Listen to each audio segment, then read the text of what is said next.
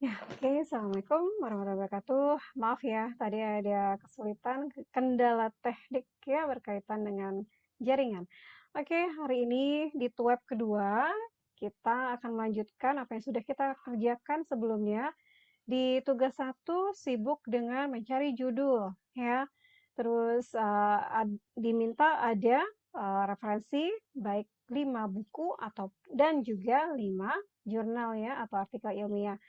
Saya sudah cek, ada beberapa yang sudah dibilang, oke, tinggal dibuat bentuk pendahuluannya. Jadi memang pendahuluan itu merupakan langkah pertama. Walaupun ketika kita lihat di artikel yang sudah jadi, itu biasanya langsung ada abstrak ya. Kita coba lihat dulu di, oh ya, saya sudah tutup ya tadi. Jadi biasanya kalau sudah bicara tentang artikel yang sudah jadi, kemarin sudah sempat lihat ya, di situ kita ada bagian abstrak di bawah judul. Nah, abstrak itu ternyata bukan tindakan yang harus kita lakukan pertama. Jadi untuk memulai sebuah draft ya, draft artikel ilmiah, kita mulai dengan yang namanya pendahuluan. Di pendahuluan itu, kita tentunya harus sudah memulai dengan membuat judul.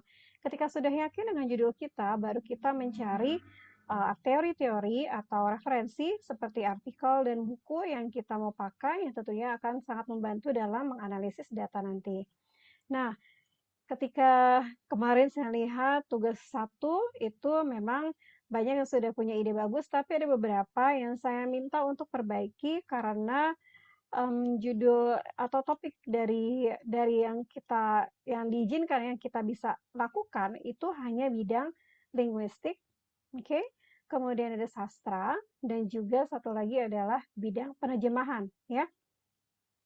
Kemarin saya lihat ada yang berkaitan dengan pengajaran, itu maaf ya, kampus tidak mengizinkan karena konsentrasi dari kampus kita itu memang lebih mengarah pada penerjemahan. Dan ada sastra ya, saya sendiri mengajar pengantar ilmu sastra dan kemudian ada juga linguistik.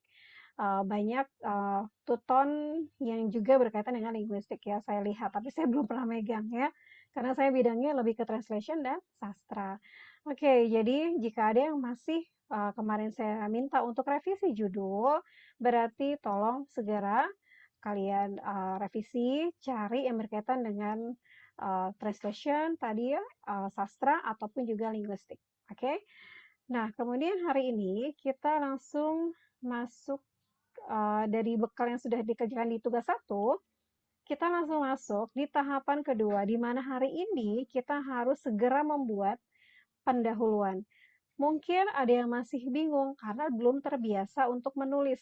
Nah, saya seperti tadi saya sudah bilang ya di e-learning sudah saya sematkan, ada langkah-langkahnya, ada semacam apa ya, instruksi ya per langkah dan juga ada contohnya berdasarkan apa yang sudah kita pelajari artikelnya yaitu tentang code mixing yang kita sudah bahas ya di web 1. Nah, itu saya breakdown menjadi langkah-langkah yang nanti tentunya akan sangat mudah untuk diikuti karena sudah di breakdown ya.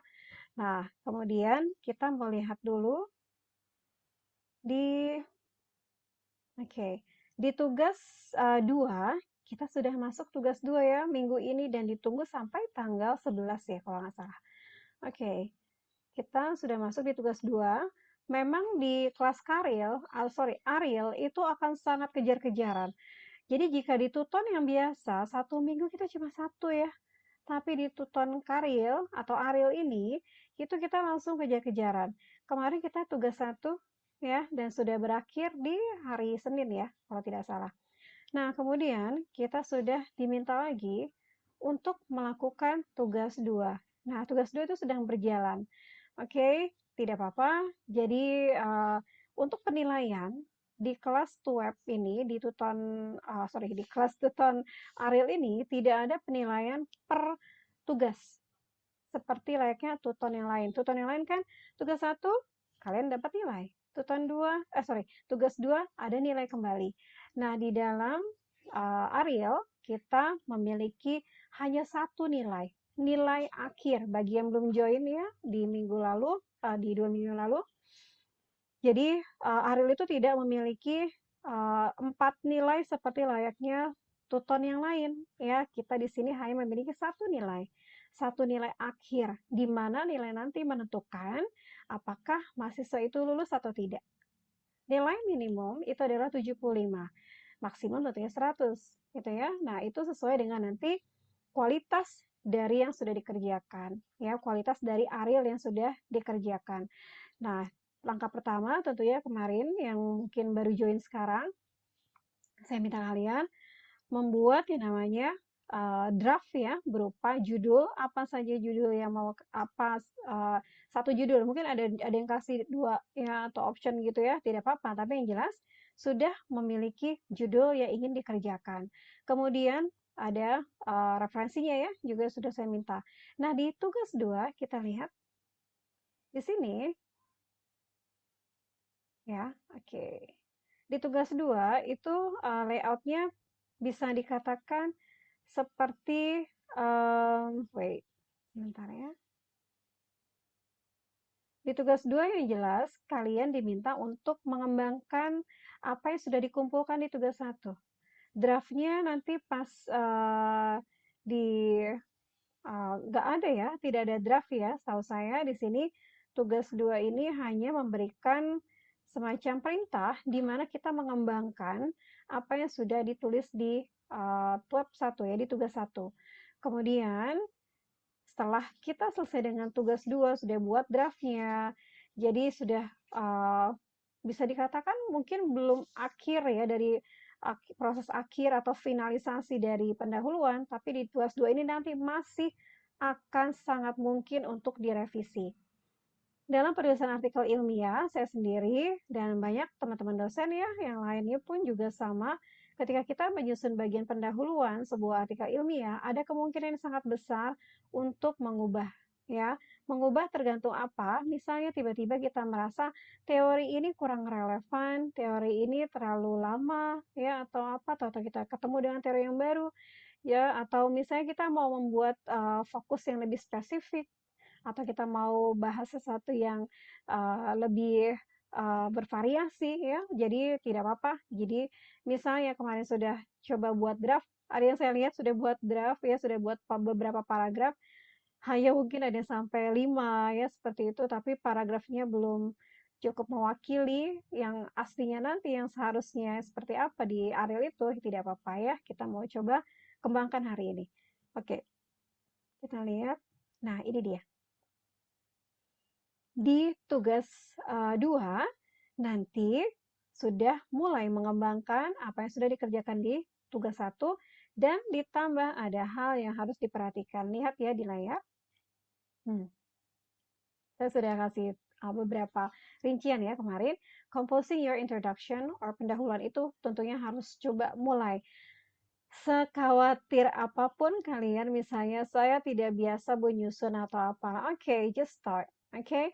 Seperti layaknya journaling, ada yang suka iseng journaling, ada yang kata orang sekarang, misalnya itu kita harus bisa journaling untuk bisa kayak being thankful ya to what we have gitu kan, ada seperti itu ya. Nah, segala sesuatu itu pun intinya harus dimulai, intinya seperti itu. Setelah sudah kita mulai, kita nanti mungkin akan sangat memiliki kesempatan yang jauh lebih besar lagi untuk bisa mendalami hal tersebut. Nah, sama dengan menulis artikel ilmiah. Di awal mungkin jangankan bikin artikel ilmiah, Bu. Saya nulis, mau bikin status saya kadang bolak-balik saya hapus. Well, that's human ya. Itu tidak masalah karena apa? Terkadang apalagi Indonesia, kita orang Indonesia itu kita terlalu cukup punya malu ya, terlalu banyak bukan cukup lagi, terlalu banyak malu untuk mengutarakan sesuatu. Dan maaf, satu hal lagi, biasanya kita terhambat untuk menulis karena kita tidak cukup pengetahuan. Nah, untuk bisa melakukan nomor 1, composing your introduction or pendahuluan, tentunya harus punya ilmunya. Apa? Yaitu pertama tadi saya sudah sematkan. Nah, lihat ya di tugas berapa tadi? Aktivitas belajar 6. Ya, nanti dicek. Ada perintah dari saya seperti ini dan juga nah, penyusunan pendahuluan. Di sini nanti kalian bisa lihat bahwa ternyata Oh, seperti ini menyusun. Jadi tidak sekedar kita berbicara, menjelaskan tanpa arah, tidak ya. Dalam artikel ilmiah, kita harus mengedepankan konsep akademis. Ketika kita mau menceritakan sesuatu ke teman, itu beda dengan artikel ilmiah. Kalau kita bisa bicara dengan teman, itu bisa bisa kita gunakan bahasa sehari-hari kan. Nah, tetapi kita bicara dengan dengan para pembaca kita, itu tidak bisa pembaca dari artikel ilmiah ya, itu tidak bisa dengan menggunakan bahasa sehari-hari.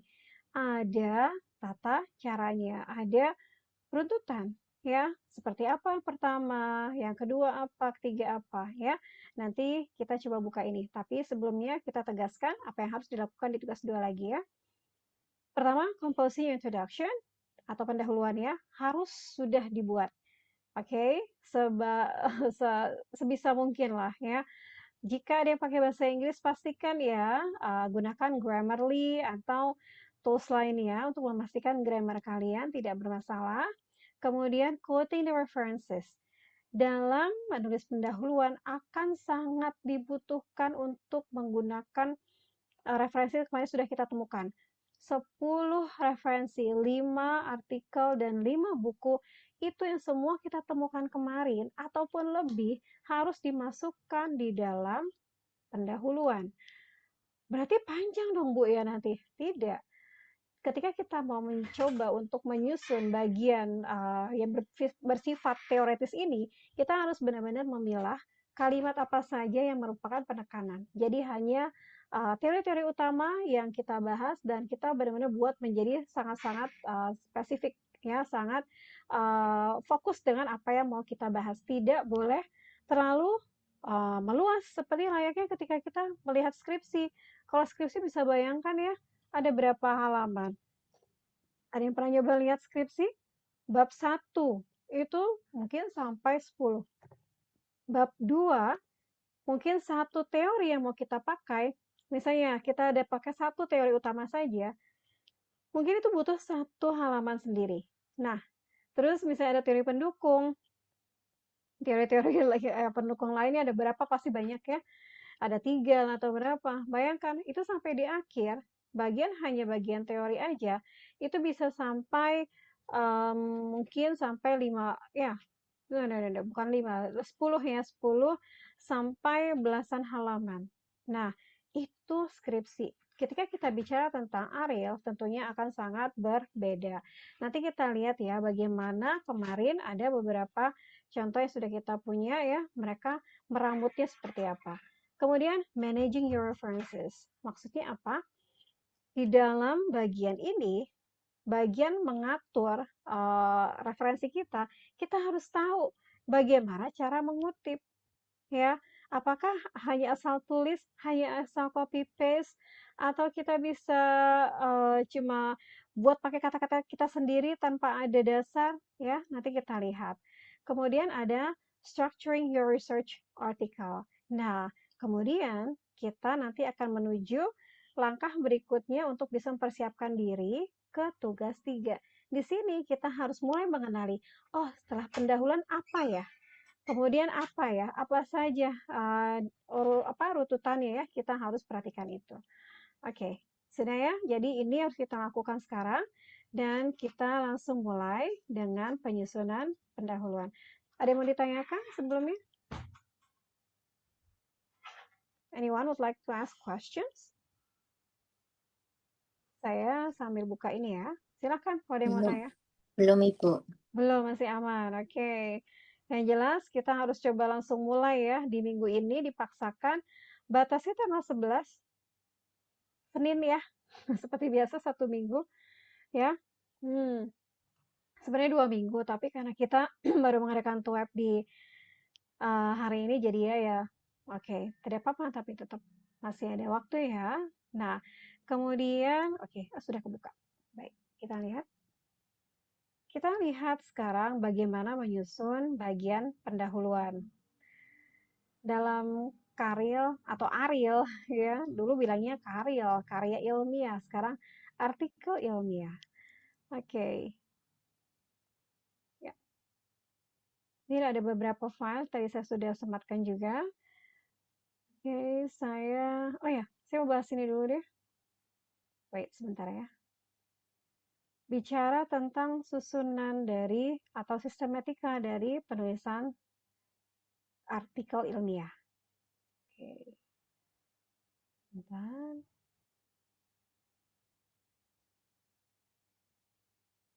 Oke, belum mau gerak. Ya, jadi ini bagian yang tadi ya, yang file barusan di aktivitas belajar 6. Nanti kita coba bahas. Nah, sebelumnya saya mau angkat perihal. Oke, this one. Nah, sudah. Oke, ada apa di layar? Di layar ini saya scroll dulu.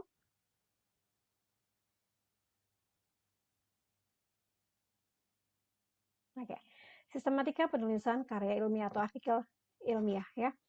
Nanti harus ada judul tentunya di paling atas, kemudian ada identitas penulis ya, siapa, dan tentunya nanti pertama, nama penulis pertama adalah rekan semua ya, ditulis nama masing-masing, kemudian yang kedua adalah saya ya.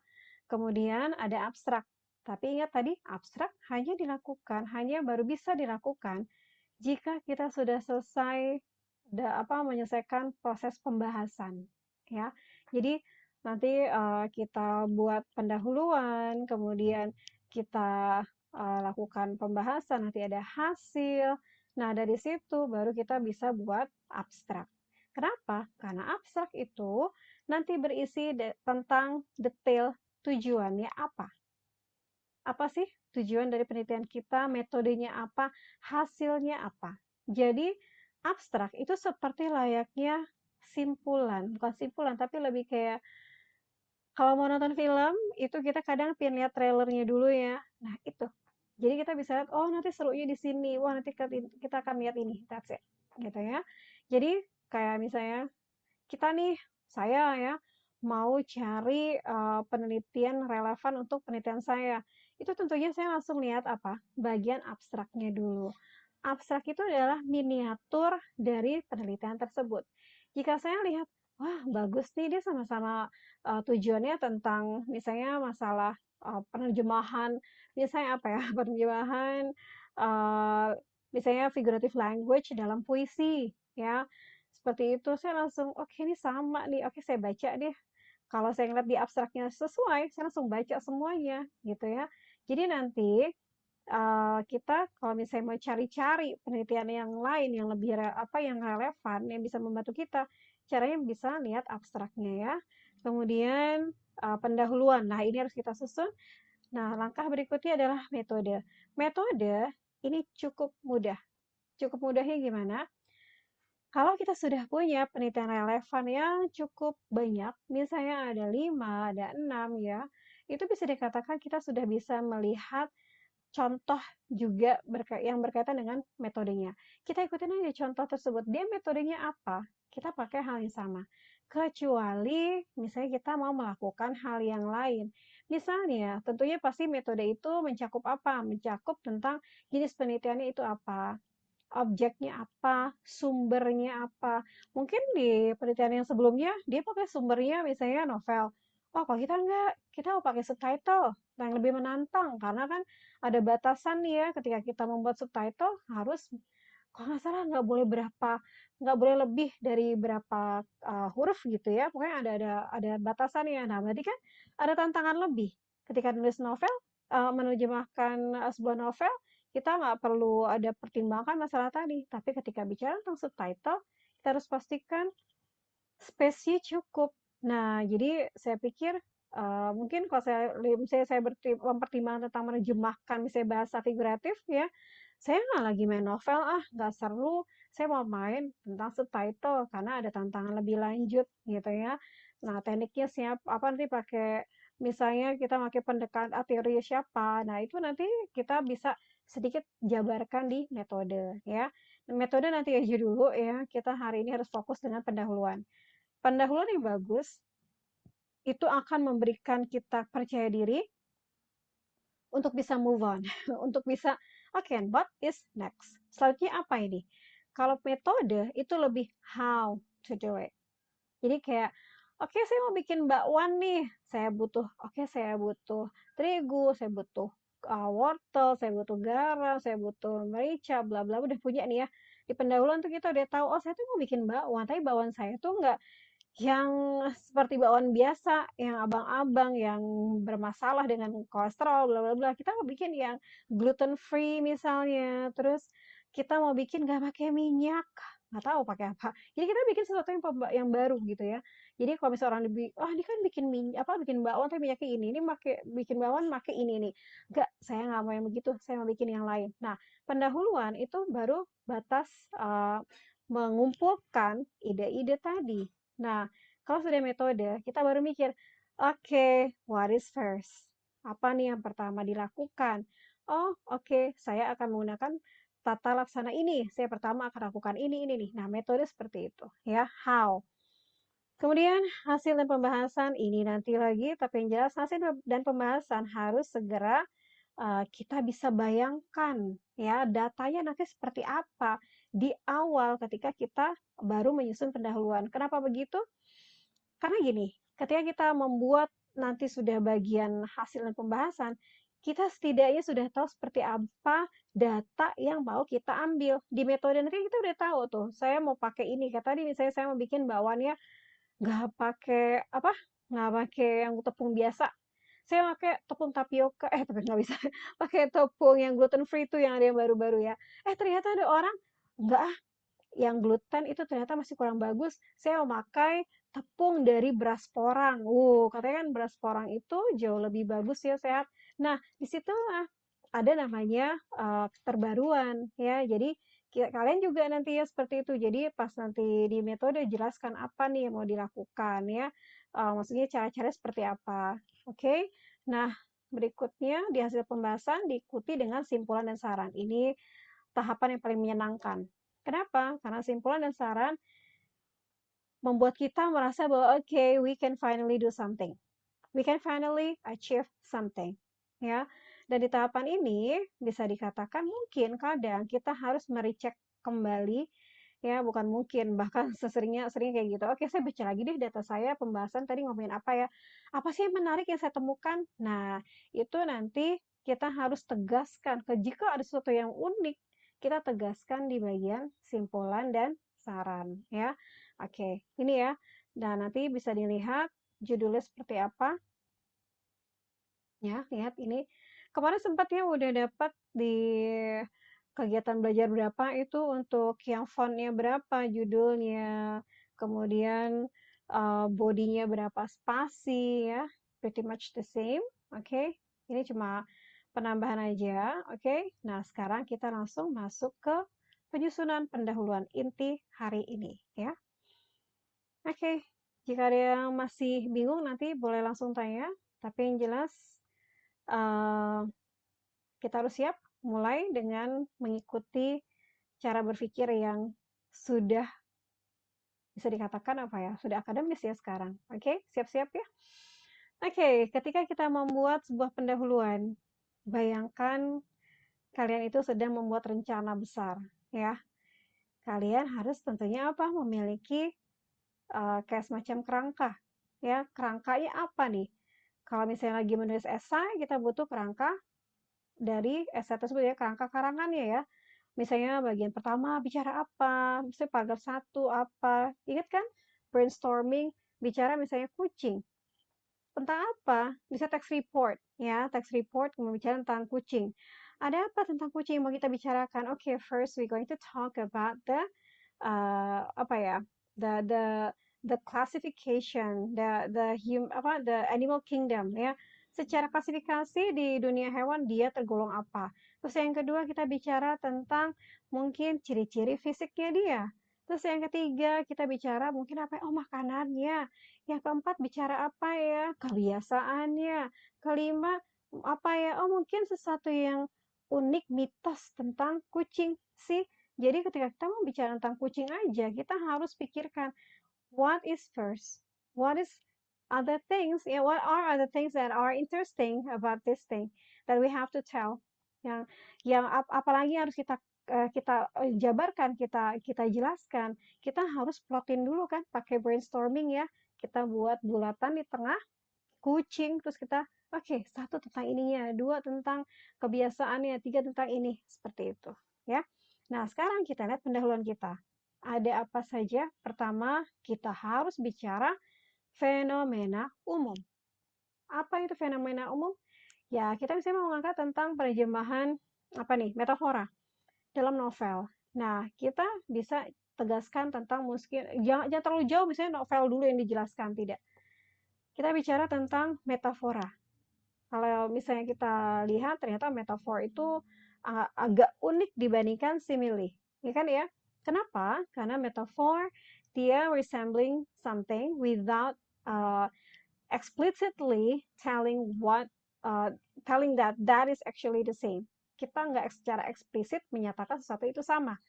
Keunikannya itu. Nah, kemudian ada lagi, jadi kita jelaskan definisi metafor itu seperti apa ya. Nanti kita secara umum jelaskan dulu. Kemudian kita masuk ke dalam konsep teoretis. Jadi teori-teorinya apa saja yang bisa kita angkat yang sangat-sangat relevan dengan objek kita tadi yaitu tentang si metafor ya. Kemudian urgency. Terus ada masalah apa? Jujur pasti setiap kita bisa tertarik sama hal ini. Pasti kita langsung pas lagi ditanya, "Emang kenapa kamu mau ngambil ini?" Iya, karena saya merasa ada keunikan, ada kesulitan di dalam hal ini, Bu, gitu kan. Langsung pasti langsung ada ngerasa kayaknya ada yang unik deh. Kayak saya masih bertanya-tanya tentang ini deh. Kayak gitu ya.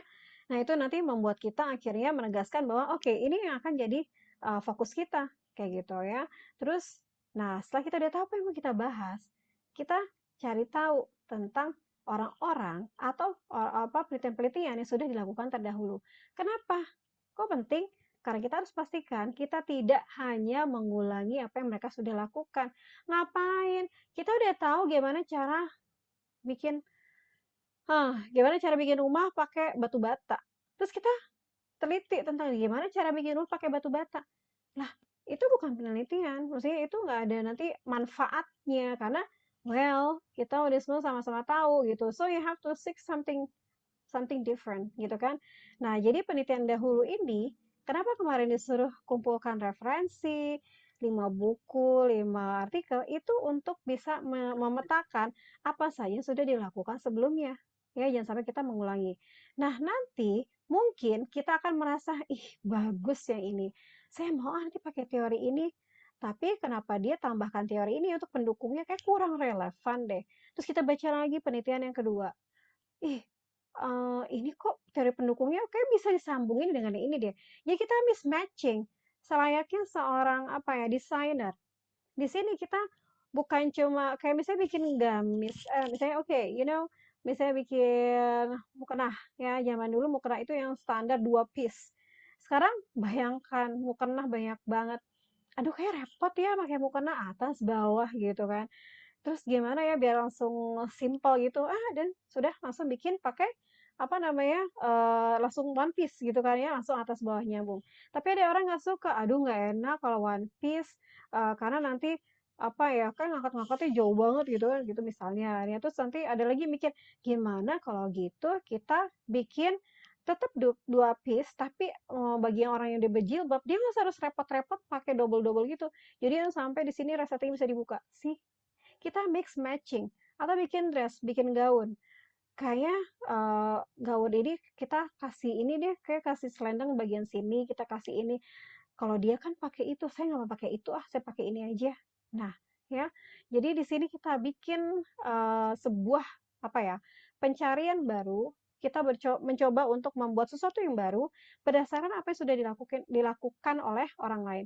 Baik, jika mereka udah melakukan itu, ya udah kita jadikan itu dasar dan kita melihat kelebihan mereka, kekurangan apa, ya. Kalau misalnya ada kekurangan, nah kita bisa main di kekurangan yang mereka lakukan dan biasanya itu mereka sebutkan di bagian saran di bab akhir, di bab 5 kalau skripsi ya, atau di bagian untuk artikel itu di bagian akhirnya ya, bagian simpulan dan saran. Oke, nah gap penelitian yang kita sudah yakin kayaknya saya mau ambil ini nih. Kayak orang-orang belum melihat ini nih, sedangkan ini penting banget untuk diangkat. Nah, tegaskan nanti ada satu paragraf sendiri yang menegaskan tentang gap ini. Nah, yang terakhir, kita tegaskan ulang. Jadi intinya saya itu memeniti metafor ya yang berkaitan dengan bisa teknik metafornya mungkin metafor bukannya cuma metafor secara umum. Mungkin kita menemukan ada teori metafora itu ada berapa jenis dan kita pakai yang jenis ini yang orang nggak pernah pakai. Terus kita bicara tentang tekniknya ya ini. Terus udah gitu metafornya budaya lagi. Aduh, keren banget. Jadi maksudnya kayak dia udah meng-mix satu hal yang mungkin orang lain belum lakukan gitu. Oke. Jadi itu yang harus kita fokuskan ya ketika mau menulis sebuah pendahuluan. Nah, lihat di sini ini nanti baca baik-baik aja masing-masing ya. Jadi ini saya sudah breakdown, tujuannya apa sih? Ada fenomena umum dulu. Ini ada contohnya, ya. Langsung, jadi boleh di awal itu kayak masih agak luas ya, tapi nanti lama-lama akan meruncing ya. Ini bagian umum, dia jelaskan secara umum, kira-kira latar belakangnya apa, kemudian baru masuk ke teori. Jadi memang agak unik sih, artikel ilmiah ini sudah memasukkan si latar belakang bersama si teori, landasan teori yang ada di skripsi yang di bab 2 itu menjadi satu bagian namanya pendahuluan. Oke. Jadi ingat ya, pendahuluan dari sebuah artikel ilmiah itu sudah memiliki bagian latar belakang dan juga landasan teori gitu ya. Jadi jadi jangan sampai nanti tiba-tiba Eee, dibuat beda gitu ya. Nah, kayak kemarin saya minta rumusan masalahnya apa, itu nanti ada di bawah, di bagian ini juga. Jadi ingat di bagian pendahuluan, kita punya poin-poin ini. Boleh ikutin apa yang saya tulis, misalnya, oke berarti saya bikin tentang fenomena umum. Jadi saya fokus membuat satu paragraf berisi fenomena umum yang, berkaitan dengan topik yang objek yang mau saya teliti, itu, adalah langkah yang pertama ya, harus langsung dibuat, oke? Tiap, poin yang saya kasih ini usahakan dibuat menjadi satu paragraf. Kaitkan dengan, objek ya dan judul yang akan kalian, kerjakan. Kedua adalah teorinya kemarin yang sudah kita kumpulkan, masukkan ke sini, ya. Ini ada penjelasannya. Jadi, misalnya kalian ngambil code mixing, jelasin apa itu code mixing. Jadi, mungkin di sini bisa kita ngambil bukan cuma satu, dua orang ya, dari para ahli teori gitu ya, boleh tiga, boleh empat, tapi ingat, hanya masukan yang sangat-sangat relevan, yang sangat-sangat memang akan mendukung ya pernyataan-pernyataan kita nanti ke depannya ketika menganalisis. Kemudian lihat ini nanti dibaca lagi ya. Menyertakan definisi, membandingkan definisi. Jadi ketika kita membuat bagian paragraf yang membahas tentang ini bagian kedua ini nih yang tentang landasan teori itu mungkin bisa lebih dari satu paragraf. Tergantung ya misalnya gini, saya nemukan ada lima teori, yang dua kayaknya sejalan, tapi yang tiga nggak sejalan, ya sudah, berarti yang dua itu bisa dijadikan satu paragraf. Terus nanti paragraf berikutnya bicara tentang yang tiga tadi. Pintar-pintarnya kita aja. Dan gimana cara taunya, gimana cara kita sadar, oh ini kan dia beda. Ya udah mulai aja tulis ya. Nanti ketika sudah selesai menyusun, baca lagi ya apa yang sudah kita tulis, baca lagi. Biasanya nanti akan ada second thought, akan ada semacam kayak ilham baru gitu. Kayaknya nggak gini. Atau oh ini saya berarti harus simpulin ya. Berarti kesimpulannya begini nih. Jadi setelah kita membuat misalnya satu paragraf yang ada dua teori atau tiga teori, nah usahakan kita tambahkan satu kalimat kita sendiri yang memberikan penjelasan tentang pemahaman kita. Apa yang kalian pahami dari kedua teori tadi? Apa? Jadi lihat nanti contoh-contoh yang sudah ada ya, mereka itu pasti menutup atau mengakhiri paragraf itu, apalagi paragraf itu ternyata banyak dari cuma sumber-sumber teori-teori, itu mereka akan tutup dengan apa yang mereka pahami. Lihat nanti ya. Kemudian yang ketiga, persempit ke permasalahan khusus. Nah, tadi teorinya kan masih umum. Nah, sekarang kita bisa langsung bahas apa yang mau kita cari. Ada masalah apa, fenomena unik apa, kesulitan apa, ketidaksesuaian mungkin dengan teori tadi. Tadi teori katanya begitu, tapi kok begini di dalam prakteknya. Nah, boleh kita masukkan di dalam paragraf berikutnya setelah yang berisi landasan teori tadi ya. Lihat di sini ternyata lihat misalnya penggunaan istilah Inggris dalam komunikasi teknik.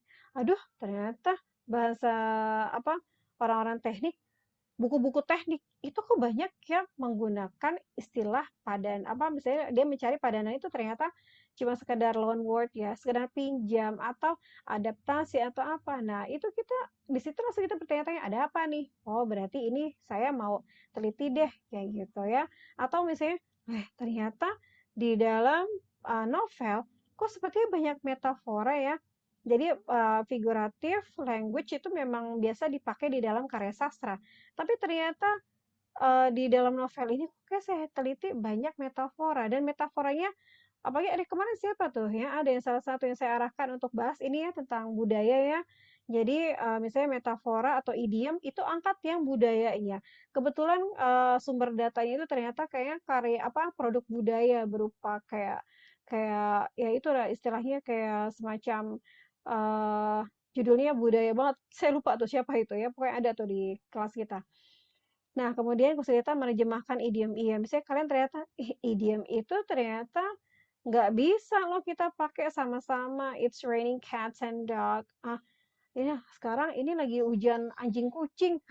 Orang nggak ngerti di Indonesia ya kan. Apa itu hujan anjing kucing? Ya, straight from the horse's mouth, langsung dari mulut kuda. Kalau kamu langsung ngomong kayak gitu, menerjemahkan secara literal apa yang ada di bahasa Inggris bahasa Indonesia, orang bingung, kok kuda? Emang kuda ngomong apa? Nah, ya kan? Karena apa? Ada unsur budaya. Yang berkaitan dengan budaya itu emang unik ya. Oke, berikutnya jelaskan objek. Nah, sekarang tadi kan kita bicara tentang kita mau bicara apa, topiknya tentang apa, misalnya metafor, code mixing, apalagi kata-kata budaya misalnya. Nah, sekarang objeknya apa? Ya, objeknya itu berarti bisa dibilang kenapa? Nih contohnya, novel dipilih karena banyak menggunakan bahasa figuratif. Komunitas teknik dipilih karena bilingual. Novel terjemahan dipilih karena banyak idiom budaya. Nah, kenapa kita fokusnya di novel objeknya? Kenapa kita fokusnya di orang-orang komunitas tadi teknik tadi gitu ya? Kenapa kita pakai novel? Misalnya ada yang tadi ngambil subtitle. Kenapa? Maksudnya kenapa pakai objeknya itu subtitle gitu ya? Jelaskan di satu paragraf tersendiri ya. Terus penelitian terdahulu. Nah, tadi ya penting ya di sini. Jadi inilah kenapa saya bilang jangan dipisah. Jadi ini mereka jadi satu kesatuan. Jadi kalau misalnya kita lihat mereka yang saling mendukung ya di bab bukan di bab sorry di bagian pendahuluan. Saya bolak-balik bilang bab karena saya juga bimbing skripsi di kampus. Oke, next. Masukan penelitian terdahulu. Nah, di dalam penelitian mengulas penelitian relevan, kita harus sebutkan siapa, ya. Terus apa fokusnya dia, hasilnya apa. Itu, ya. Kalau di skripsi, saya biasa minta sama mahasiswa judul, instansinya, tujuannya apa, metodenya apa, hasilnya apa, persamaan, perbedaan, dan research gap-nya apa yang kalian ambil jika membandingkan dengan penelitian relevannya ini, yang A, misalnya yang B apa kayak gitu. Nah, kalau kita di sini nggak nggak dibedakan ya, langsung masukkan di dalam pendahuluan. Oke, nanti dibaca lagi penelitiannya sudah artikel ilmiah sudah didapat ya, sama-sama sama apa semuanya ya, pokoknya langsung di-download semuanya gitu ya, jangan sampai lupa dan itu nanti di-highlight ya, apa yang bagus dari tiap penelitian relevan tadi. Dan ingat nih lagi-lagi ya, jangan hanya merangkum, sertakan perbandingan dengan penelitian sekarang. Kayak tadi skripsi kan, skripsi saya minta mahasiswa saya untuk ngulas apa persamaannya, apa perbedaannya, research gap-nya apa. Nah, di sini kita juga buat seperti itu. Jadi jangan cuma ngasih tahu penelitian sebelumnya dilakukan oleh ini dia mengangkat ini, dah cuma gitu doang. Enggak. Nanti setelah kita berikan ulasan ya, maksudnya kita review ini ada penelitian ini, hasilnya sampai ini ya. Terus kita tegaskan penelitian yang sedang dilakukan sekarang, yang penulis lakukan sekarang, berbeda dengan penelitian sebelumnya yang dikerjakan oleh ini gitu ya. Kenapa? Karena dia hanya menggunakan misalnya idiom secara umum, sedangkan penelitian yang dilakukan hanya menggunakan idiom yang berkaitan dengan unsur budaya. Misal, ada penegasan ya. Oke. Nah, ini awalnya bisa dipakai gini, penelitian sebelumnya membahas apa? Berbeda dengan penelitian tersebut, persamaan penelitian ini adalah, jadi kita bisa angkat kayak tadi, untuk untuk anak skripsi tadi ya. Jadi tetap kita harus berpikir, untuk apa kita hadirkan penelitian tadi? Oh, untuk membandingkan. Dan kita tentunya mencari nanti research gap. Nah, ini dia. Ya, kalau kita sudah tahu, udah paham, coba orang yang bisa membandingkan adalah orang yang paham kan? Coba kalau orang nggak paham, gimana dia bisa membandingkan? Kalau nggak, misalnya kalian mau bandingkan saya dengan teman saya, misalnya Bu Ayu. Kalian tahu Bu Ayu nggak?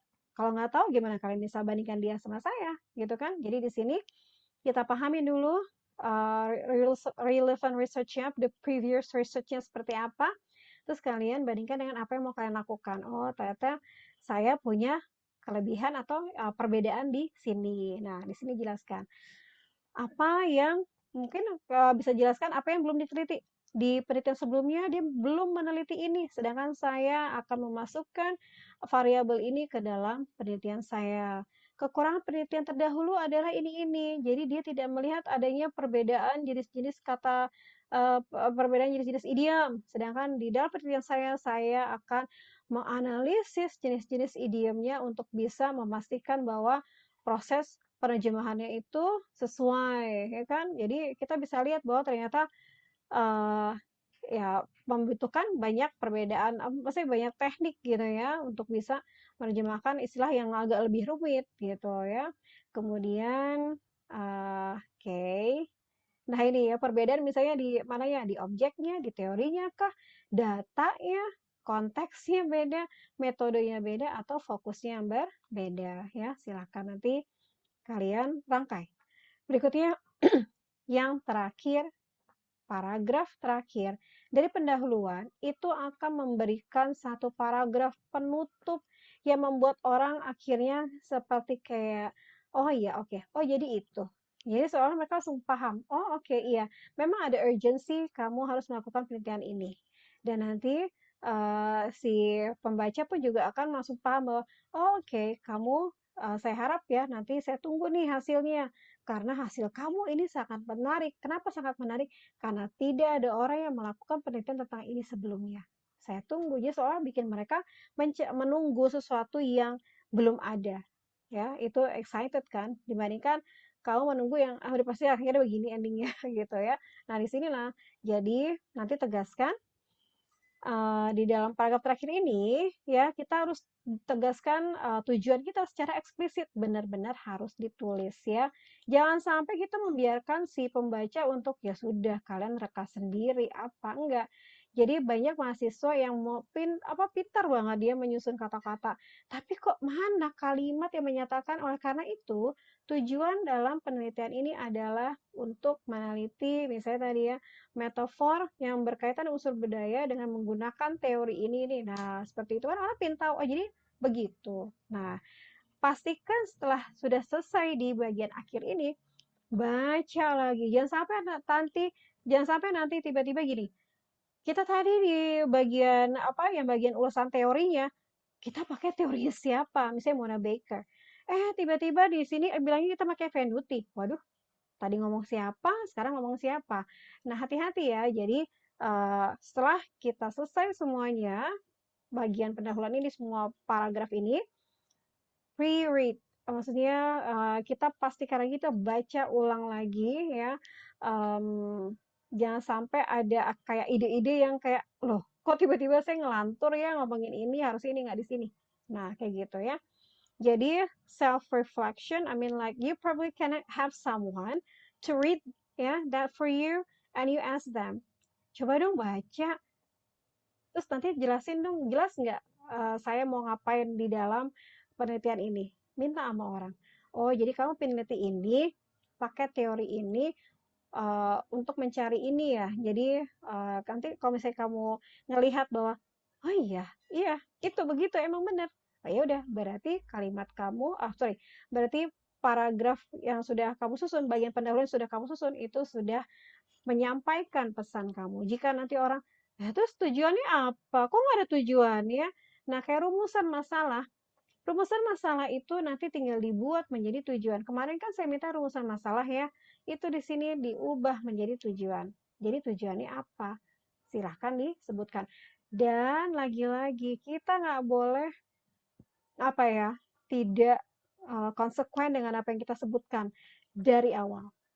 Misal di tujuan kita sebutkan kita akan eh, mendeskripsikan ini ada 3 misalnya. Ya sudah nanti pastikan di dalam pembahasan kita memang membahas ketiga hal tadi dan di bagian di bagian kesimpulan itu memang membahas apa yang sudah kita bahas di kedua hal tadi di pendahuluan dan juga di pembahasan. Nanti memang bisa dikatakan apa ya? Satu kata gitu tiba-tiba misalnya ada orang melihat bahwa tadi kan ngomongin strategi, kenapa tiba-tiba di akhir dia bicara cuma jenis-jenis. Tadi katanya mau nyari strategi apa yang paling banyak dipakai.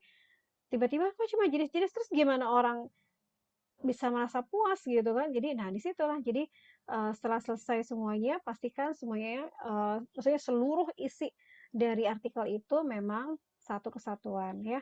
Oke, itu aja dan di bagian berikutnya saya nge-breakdown apa yang sudah ditulis. Jadi nanti ingat kan kemarin nanti kecek lagi ya. Kan ada penelitian ada contoh Ariel yang diberikan kampus ya di e-learning tentang ini berjudul ini.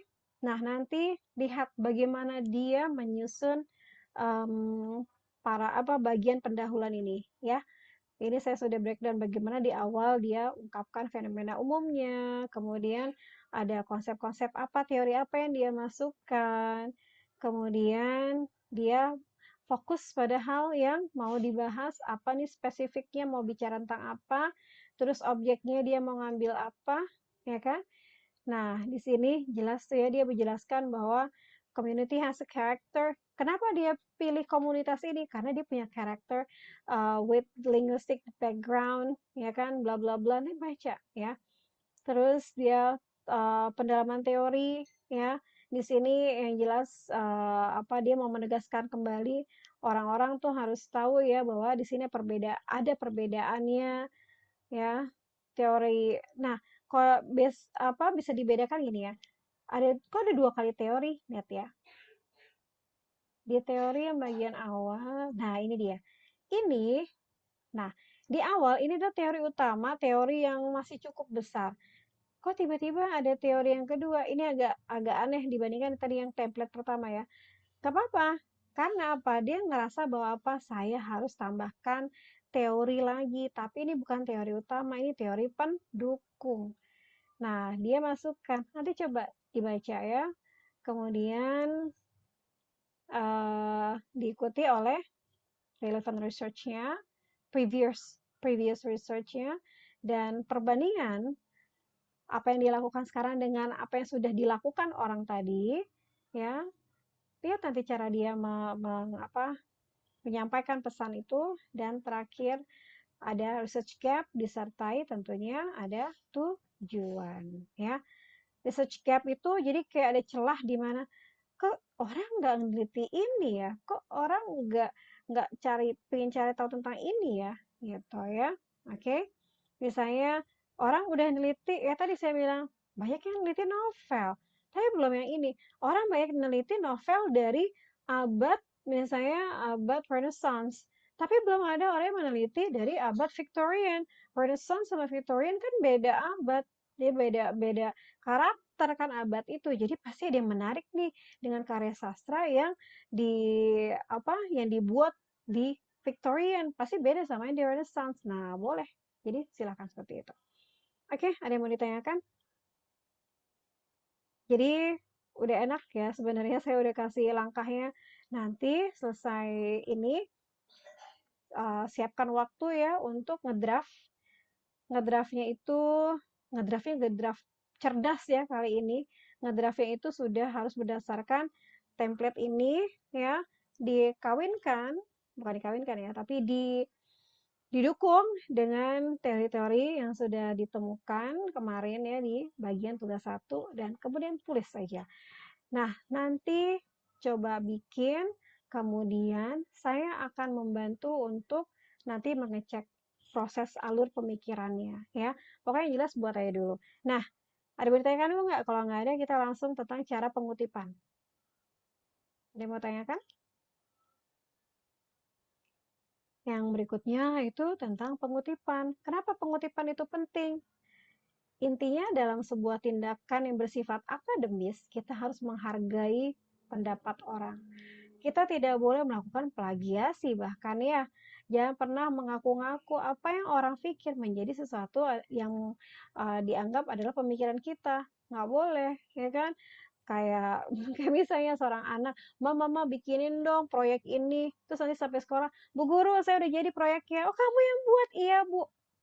Nah, di situ itu kita melakukan kesalahan besar. Dalam dunia akademis itu dikatakan itu suatu bentuk tipu daya ya, plagiasi juga. Karena apa? Apa yang orang lakukan dianggap merupakan milik kita. Nah, jadi di dalam mengutip nanti ada aturannya. Oke, siap? Ada yang mau ditanyakan dulu tentang ini? Insya Allah bisa ya? Ya, nanti tinggal cek di kegiatan belajar 1 atau 2 kemarin ya yang ada contoh tentang code mixing and code uh, switching. Ya, ada ya. Oke, berikutnya saya mau kenalkan konsep uh, ini saya bingung sama kampus ya. Kampus ini padahal lagi semester kapan ya lalu ya. Itu keren, maksudnya dia udah memberikan tentang kutipan. Nah, kita lihat dulu. Tapi maksudnya agak-agak yang waktu itu sangat-sangat cukup relevan banget ya. Kok yang kali ini saya cuma nemukan ada 1 ya kalau nggak salah. Coba lihat dulu ya. Di aktivitas belajar berapa? 4 atau 5? Sebentar. Ini kenapa? Oh ya. Oke, wait.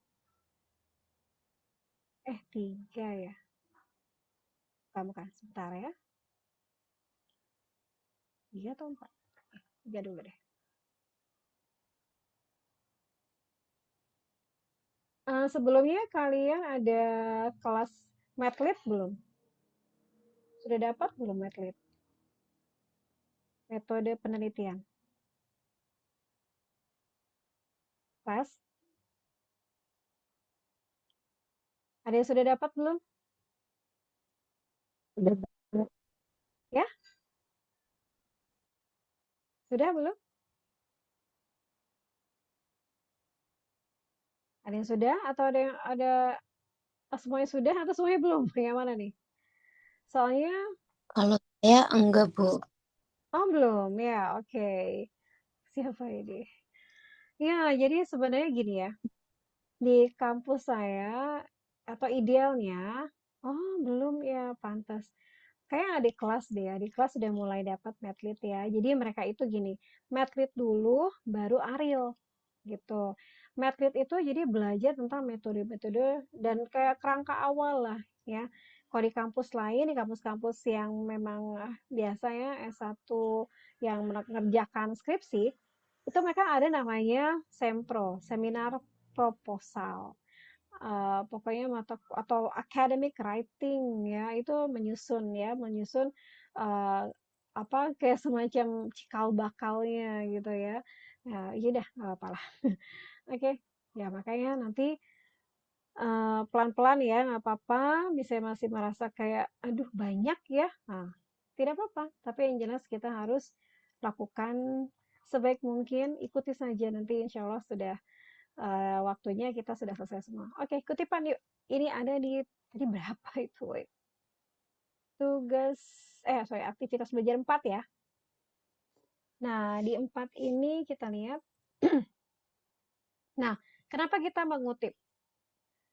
Kutipan itu berupa apa sih? Ya, ternyata itu adalah kutipan bisa jadi berupa pernyataan, gagasan, pendapat, pemikiran, atau temuan ahli. Jadi ada orang yang udah melakukan penelitian dan dia bilang, ternyata penerjemahan strategi penerjemahan yang paling banyak dipakai dalam menerjemahkan metafora dalam novel ini adalah ini, gitu. Nah, itu adalah pernyataan. Kalau misalnya kita merasa bahwa kayaknya itu relevan deh dengan apa yang saya mau kerjain, ya sudah, bisa pakai omongan dia tadi ya, pernyataan dia tadi, gitu ya. Nah, kemudian kita harus tahu nih, ya ternyata kutipan-kutipan tadi itu bisa kita gunakan untuk apa? Untuk membandingkan. Misalnya ada teori A bilangnya begini, dia bilang begini, terus kita bandingin di situ. Namun di sisi lain, jadi misalnya si A bilang strategi yang paling banyak digunakan misalnya A, terus yang di penelitian yang ini, oh kok dia bilang B, oh ternyata beda objeknya. Yang satu misalnya dia diambil dari kayak sumbernya itu dari novel, yang satu dari misalnya film, atau misalnya satu novelnya yang dibuat di tahun sekian, apa di era di zaman apa. Nah, yang satu lagi itu novel yang lebih modern. Nah, jadi kan bisa jadi ada perbedaan. Nah, di situ bisa kita buat untuk pernyataan-pernyataan yang ada itu bisa bisa gunakan sebagai perbandingan ya, atau memperkuat ya, bisa juga, atau menolak pendapat atau pemikiran menolak pendapat atau pemikiran penulis sebagai pengutip. Jadi ternyata ada sesuatu yang kayaknya relevan dengan kita, tapi itu nanti bisa jadi menyanggah atau mengiyakan ya. Kita harus pakai kutipan orang ini gitu ya. Nah, ternyata cara mengutip orang ini ada caranya. Contoh pertama, lihat ada apa di sini? Kalau kita lihat, ini ada berapa kata, mungkin nggak ya saya nggak usah ngitung berapa ya, intinya itu dia kurang dari 40 kata. Jika kurang dari 40 kata, kita bisa lakukan pengutipan di dalam paragraf. Ya, tidak bisa dipisah dari paragraf. Dan rata-rata orang sekarang jarang banget ada mengutip sampai 40 kata. Kenapa? Waduh, nanti berat di plagiasi. Ingat ya, ketika kita sudah selesai dengan tugas 4, kita upload ya, kita masukkan nih draft kita, mungkin masih dibilang draft, tapi draft akhir, karena draftnya udah hampir selesai ya. Pas kita masukkan, terus ada nih nanti ada aplikasi seperti kayak Turnitin atau Zotero atau apa, kok Zotero, Turnitin atau misalnya atau aplikasi yang pengecek plagiasi lainnya ya, itu tiba-tiba, waduh, kok saya 45%. Nah, kalau begitu berarti apa? Kita harus nge-review lagi apa yang kita udah tulis. Mungkin ada kejadian di mana kita kebanyakan mengutip secara langsung. Artinya, kita mengutip benar-benar memakai kalimat yang dia punya, si sumbernya punya, secara word per word, kita benar-benar pakai perkataannya. Jadi kayak totally the same, dia ke dalam artikel kita. Nah, itu udah pasti akan menyebabkan angka plagiasi kita tinggi gitu ya. Jadi cara yang mengutip secara langsung itu biasanya jarang dipakai. Ya apalagi tadi yang saya bilang 40, lebih dari 40 kata itu sudah jarang sekali kita temukan ya. Jadi untuk menghindari plagiasi, plagiasi berapa yang diizinkan? Hanya 30%. Lebih dari itu harus direvisi. Jika masih tenggat waktunya belum sampai akhir, berarti masih bisa melakukan perbaikan gitu. Sampai tingkat persentase plagiasinya itu tidak sampai 30, bisa 29. Kalau 30 bisa jadi lulus sih ya. Tapi nilai dengan nilai minimum hanya 75 ya. Oke, nah lihat di sini gimana caranya. Jadi di sini pengutipannya dia berikan kalimatnya secara langsung. Ini adalah kalimat asli. Ini dia kurang dari 40 kata, tapi dia mengutipnya benar-benar sama persis dengan sumber aslinya. Nah, inilah contohnya. Tahu dari mana, Bu? Lihat di sini. Ya, lihat di sini.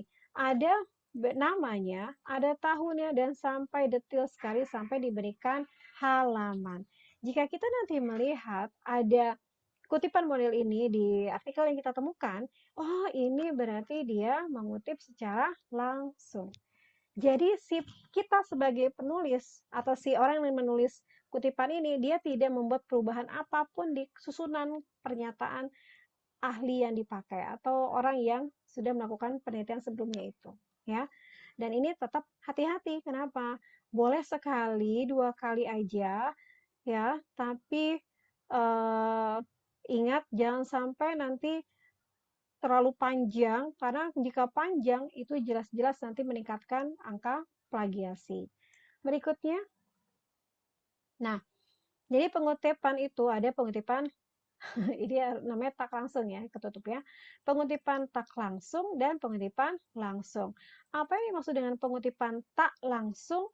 Mengutip sumber kutipan dan mengungkapkannya dengan rumusan bahasa sendiri.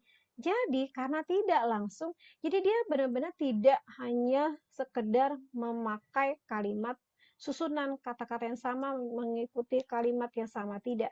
Jadi dia membuat sebuah perubahan. Disebut apa? Parafrase.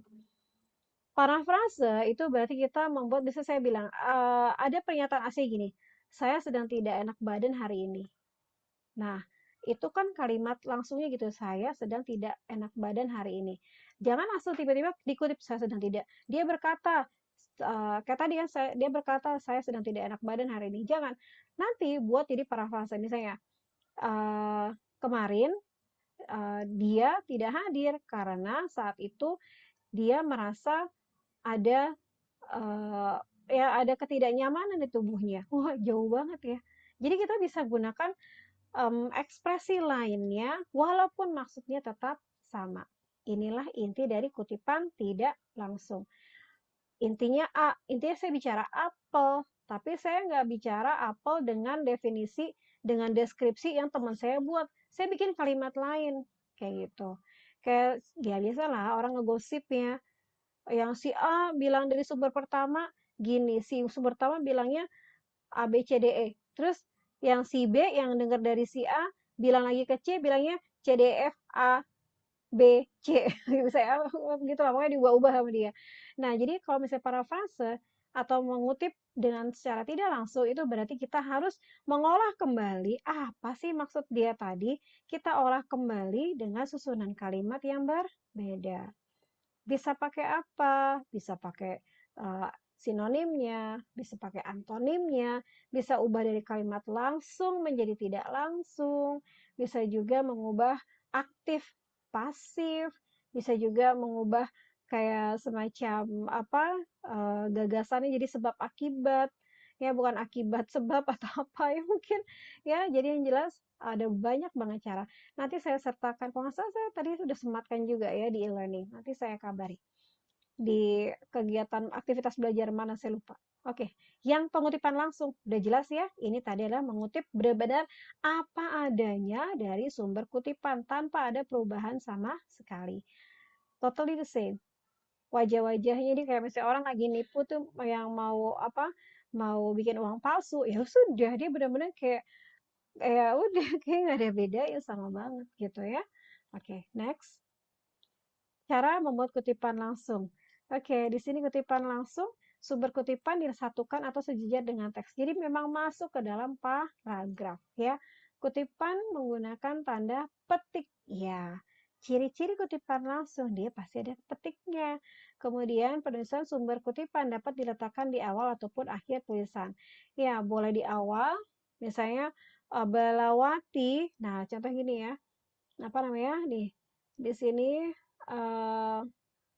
nah dia kutipannya, oh ya ini dia ya. Ini lihat nih, kelihatan nggak ada kutipan, ada tanda petik, sorry.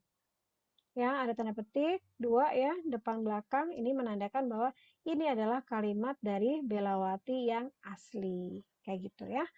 Jadi, jika kalian misalnya nanti mengutip secara langsung, harus ingat menggunakan tanda kutip tadi ya. Dan ini formatnya. Nanti saya kasih berikan format yang biasa dipakai ya dengan menggunakan APA namanya. APA edisi 6 ataupun 7 itu diizinkan. Kemudian ada lagi penulisan yang langsung tapi penulisan kutipan langsung panjang. Ini berarti pendek ya, ini panjang. Nah, kalau ada yang panjang, panjang berapa tadi? 40 kata atau lebih, ya, kutipan ditulis secara terpisah. Jadi nanti dia itu tidak di dalam paragraf yang sama. Dia akan tiba-tiba ada di bawah paragraf dan agak marginnya agak ke dalam. ya. Itu dikutip secara langsung tapi pisah dari teks, nggak di paragraf yang sama, terus dibuat menjorok ke dalam, tadi saya bilang ya, akan marginnya lebih ke dalam gitu. Terus antar spasi itu tunggal. Maksudnya gimana? Jika biasa kita pakai 1,5 spasi, di sini cuma 1 spasi, menandakan itu adalah kutipan. Kutipan tidak menggunakan tanda petik. Nah, iya, kalau misalnya kutipan yang panjang, yang 40 kata atau lebih, itu tidak pakai tanda petik. Sumber kutipan ditulis dengan menyebutkan nama pengarang, tahun terbit tanpa nomor. Kalau misalnya secara langsung yang panjang, tidak pakai nomor halaman. Kalau yang langsung tapi pendek, pakai nomor halaman. Ya. Berikutnya, pengutipan tidak langsung. Nah, ini yang paling harus diutamakan. Oke, kita tidak mau nanti plagiasi tinggi, jadi kita harus pintar-pintar mengolah kata. Ya. Pengutipan Penulisan kutipan tidak langsung diintegrasikan ke dalam tulisan dan sumber kutipan dicantumkan dengan menyebutkan nama belakang ya. Intinya gini, kita harus memastikan bahwa nanti masukkan kutipan tadi di dalam paragrafnya. Jadi tidak dipisahkan ya, langsung kutipannya di dalam paragraf tersebut dan kemudian lihat cara menulisnya. Ini ya kita kalau mau coba lebih ini sih dibandingkan dengan tadi yang langsung ya. Ternyata kalimat ini nih, lihat ya, interaksi dalam pembelajaran online dan tatap muka dilakukan dengan cara yang berbeda. Coba. Nah, di sini mana tadi kalimatnya? Oh, nggak ada ya. Oke. Yang jelas, wait. Nah, pemahaman, ini kalimat aslinya kayak gini, yang dari sumber aslinya. Pemahaman bahwa pembelajaran online itu sama dengan pembelajaran jarak jauh adalah pemahaman yang tidak sepenuhnya benar. Pembelajaran online dapat digunakan sebagai salah satu modus pembelajaran jarak jauh. Tetapi, sekedar menerapkan pembelajaran online tidak serta-merta dapat diklaim telah menerapkan pembelajaran jarak jauh. Nah, ide ini diubah menjadi seperti ini. Interaksi dalam pembelajaran online dengan tatap muka dilakukan dengan cara berbeda. Pilihan teknologi dan media pembelajaran yang dipakai akan menentukan interaksi dalam pembelajaran online. Intinya sih kita membuat kalimat yang berbeda tapi maksudnya sama. Dan cara pengutipannya hanya berikan nama dan juga tahun tanpa halaman ya. Kemudian sudah habis ya. Oke, ini tidak begitu panjang. Nah, nanti kalian bisa lihat nih. Oke. Saya sudah sematkan gimana cara memparafrase. Ingat ya, kita lebih mengutamakan kutipan yang tidak langsung karena itu akan aman dari plagiasi. Tapi ingat ya, harus pintar-pintar dalam memparafrase. Jangan sampai nanti maknanya beda banget gitu ya. Jadi maknanya sama, pesannya sama, hanya kata-katanya penyampaiannya itu dibedakan. Caranya nanti lihat di sini cuma ada 4 halaman ya. Oke, lihat. Pertama ya, ini tadi baca aja ya. Pakai ini contohnya saya lihat aja, saya perlihatkan aja, tekankan yang paling mudah, struktur kalimatnya diubah. Misalnya aktif, pasif, kayak tadi ya, gunakan sinonim. Kemudian, tadi struktur kalimat misalnya, ingat kan? Kalau di pasif, misalnya apa? Past tenses. Simple past biasanya bareng sama past continuous. Misalnya tadi past continuous di depan, sekarang simple past di depan. Nah, ubah-ubah aja ya.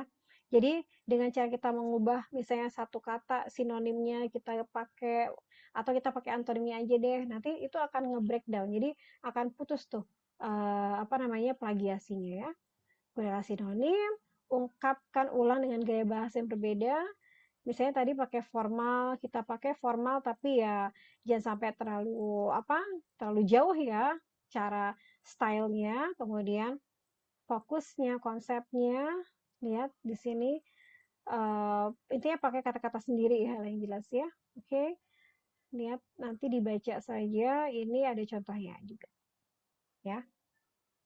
Sumbernya bilang belajar adalah proses transfer ilmu. Nah, parafrasenya, belajar dapat diartikan sebagai proses pengiriman informasi, pengetahuan, dan atau pengalaman dari satu orang ke orang lain ke orang yang lain melalui berbagai cara. Ya, intinya bicara itu, tapi kita bisa paraphrase seperti ini. Ya, oke. Tapi ini harusnya nggak usah pakai angka 7 ya, sorry. Nggak usah, dia langsung hanya pakai tahun ya, tanpa halaman. Ini 7 ini adalah halamannya. Tidak usah. Oke, berikutnya parafrase buku. Misalnya nih, ya nanti dibaca aja ya.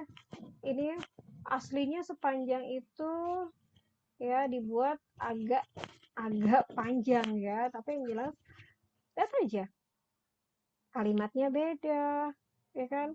Tapi intinya sama, ya. Sama-sama bicara tentang ada 35% dan 60% setuju. Nah, sama dimasukkan, ya.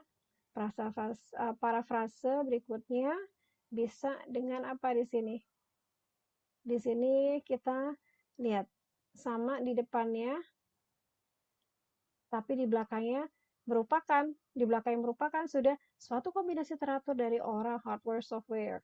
Kombinasi dari orang, tadi ada kata kombinasi teratur, ini kombinasi saja.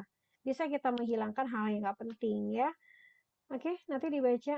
Yang jelas parafrase itu salah satu cara yang sangat-sangat berguna untuk bisa memastikan plagiasi kita tidak tinggi. Oke, ada yang mau ditanyakan? Kita hari ini berarti tadi fokus dengan apa yang mau dikerjakan di tugas 2 ya, di awal tadi ada ya. Kemudian yang kedua kita bahas tentang bagaimana menyusun sebuah pendahuluan.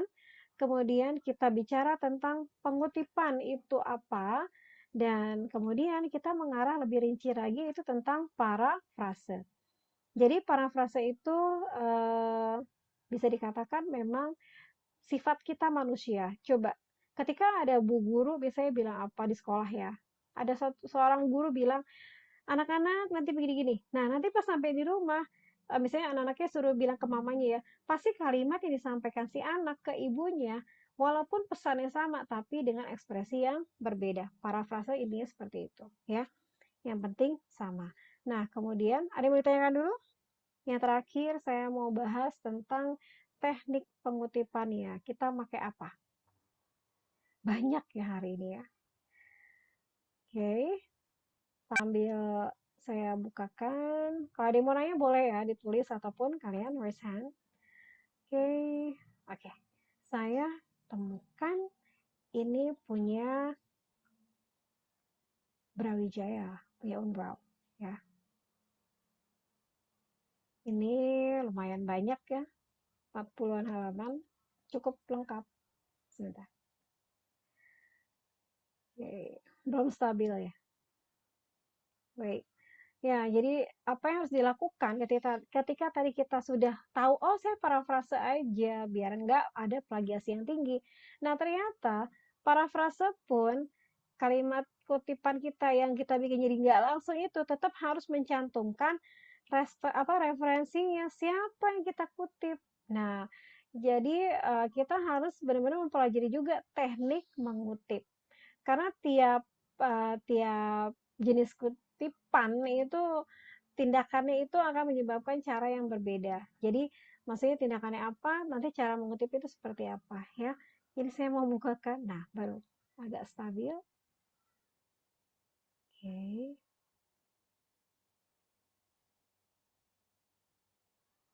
Yes, oke sebentar.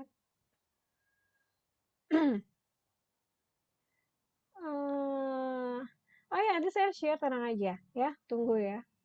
Karena konsepnya tadi kita di awal niatnya mau dari agak lebih cepat ya mulai, ternyata bermasalah. Oke, nanti saya share. Tenang ya. Oke, wait. Nakal. Nah, coba. Oh, tadi mana yang punya Brawijaya? Oke, ini saya punya banyak sekali. Sebenarnya gini ya, ketika bicara, oh ini dia ternyata. Ketika kita bicara tentang cara mengutip, sekarang ikuti saja contoh yang nanti saya berikan ya. Oke, atau misalnya nanti kalian masih bingung, ya udah bikin aja dulu semampu kalian, tapi ya, usahakan baca dulu ya. Baca dulu contoh yang sudah saya berikan, buku panduannya. Baik. Nah, lihat di sini. Oke, ini ya, ini punya Brawijaya. Jadi dia ada dosennya sudah buat, ya sudah kita pakai aja ya. Cukup simple ya. Nanti kalian ikuti. Nah, oke, wait. Kita kayak nggak mungkin baca satu-satu ya, jadi nanti silakan karena tiap orang memiliki masalah yang berbeda-beda. Ah, saya rata-rata yang saya kutip eh, cuma satu penulis nih. Terus nanti yang B bilang, ah enggak, saya nggak cuma satu penulis, saya ada dua, saya banyak, ada yang sampai tiga loh, terus gimana dong gitu. Nah, jadi nanti masing-masing orang akan punya masalah yang berbeda. Jadi nanti saya share juga ya. Nanti silakan dibaca, terus kerjakan. Nanti saya akan bantu. Oke. Untuk penulisan referensi ketika mengutip pendapat seseorang dalam buku maupun jurnal seseorang, apakah penulisan citasinya benar seperti ini? Oh, oke. Jadi namanya secondary source. Ya, jadi quotation, jadi kutipannya itu diambil dari kutipan yang bukan aslinya. Jadi ada kalimat misalnya the mark dikutip sama saya. Nah, ternyata yang mau dipakai adalah kutipan dari sayanya. Jadi biar lebih terbarukan ya, misalnya ya, iya bisa pakai itu, tapi cara nulisnya bukan begitu. Ya, nanti saya kasih, tenang aja ya. Pokoknya nanti nggak apa-apa di awal-awal yang jelas kembangkan dulu. Jadi saya akan menilai di tugas 2 ini pengembangan paragraf di bagian pendahuluan. Fokus sama pendahuluan dulu.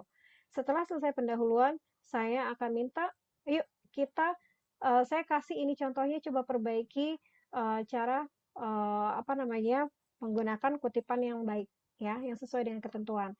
Jika nanti ternyata sudah oke nih, wah ternyata di mahasiswa sudah bisa tahu ternyata si A ini dia sudah bagus paragrafnya di pendahuluannya, terus kutipannya juga sesuai. Yuk lanjut ke bagian hasil dan pembahasan. Nah, namun bagi yang sudah bisa bikin draftnya bagian apa namanya pendahuluan dan metode itu sudah bagus, sebenarnya sudah bisa lah ke saya ya, sudah bisa share ke saya, boleh langsung siapkan data-datanya. Pengumpulan data itu bisa dilakukan ketika kita sudah yakin, oke saya tujuannya ini, apa judulnya ini, objeknya adalah ini. Ya udah, langsung bisa mulai mencari data di uh, yang memang sudah ditentukan dari awal, gitu ya. Oke, ya nanti saya kasih ya. Jadi memang kalau saya bicarakan langsung begini nanti agak bingung. Lebih baik nanti saya kasih contoh dan langsung ada penjelasannya juga ya. Ini untuk orang begini-gini pakai begini ya. Kutipannya itu memang variasi. Oke, nanti saya kasih. Yuk kita lihat. Nah, ada satu hal lagi. Wow, banyak sekali hari ini. Oke, satu hal lagi. Kita tentunya nggak boleh ketinggalan dengan yang namanya ilmu atau teknologi ya. Ilmu yang terbarukan, misalnya teknologi intinya ya. Di dalam, wait, saya buka dulu ya. Nah, di dalam aktivitas berapa saya lupa lagi. Aktivitas belajar 4 pasti sudah ada yang iseng ya, lihat-lihat dan di sini kita ketemu tentang apa ini ya, mengelola referensi. Terus, ada apa? Nah, APA tadi itu yang saya tadi barusan bicarakan ya, baru saja bicarakan tentang kutipan APA. Nah, APA itu adalah jenis kutipan, maksudnya stylenya, gaya apa ya. Nah, kebetulan di Indonesia kita banyak menggunakan APA ya sebagai cara mengutip. Kemarin pernah ingat nggak ketika kita coba apa namanya? Wait, buka Google Scholar ya, coba ya. Oh, belum aktif. Wait. Nah, ketika kita buka Google Scholar itu nanti ada option untuk mengutip gitu ya. Sebentar. Atau di laman yang kita OJS ya, Open Journal System yang kita buka ketika cari referensi apa kita cari penelitian relevan, itu dia nanti ada APA citation. Nah, kalau ada APA citation udah ditulis di halaman jurnalnya, pakai aja susunan itu, berarti itu udah sesuai. Tapi kalau belum ada, berarti kita harus manual. Oke, coba mau wait. Oke. Nah, kita punya ini saya yuk. Saya lagi buka. Oh, ini banyak. Oke. Misalnya ya, ini aja nih. Lihat, di sini pasti ada kata kutip. Gitu kan ya. Nah, muncul apa? Apa ini? Nah, APA ya. Nah, di sini kalau misalnya kalian sudah nemu kayak gini, berarti udah aman, langsungnya pakai itu ya. Nah, yang saya mau tekankan yang terakhir sebelum kita tutup, akhiri ada yang namanya reference manager. Apa itu reference manager? Kenalan ya. Kita punya yang namanya satu tools yang bisa membantu kita untuk mengatur, memanage referensi kita. Pertama ada Mendeley.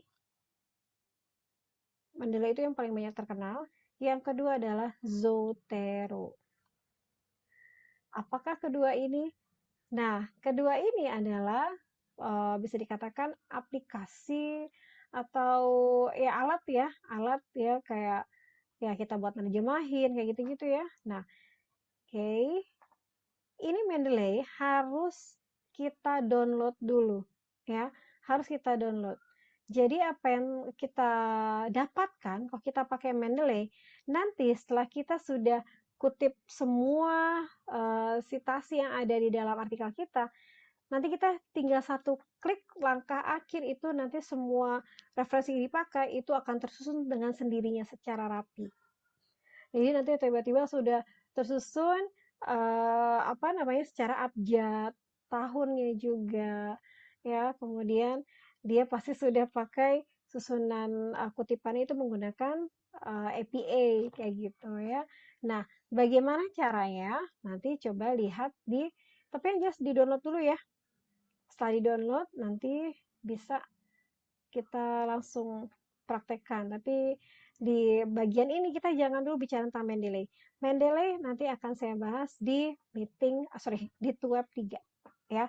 Sekarang enjoy dulu menyusun bagian pendahuluan, ikuti tadi langkah-langkahnya. Kemudian pertimbangkan kutipan mana saja yang mau kita pakai di dalam bab pendahuluan kita. Kemudian nanti baru kita susun ya dengan menggunakan Mendeley. Yang penting ingat, setiap ada penelitian relevan yang kita sudah temukan, apalagi kita pakai, ada buku yang kita akan pakai, jangan lupa untuk menyimpannya ya. Kalau bisa sekalian harus klik biasanya ada halaman URL, alamat URL dari artikel kita. Coba lihat ya. Oke, belum kebuka. Nah, coba ya kita buka ini.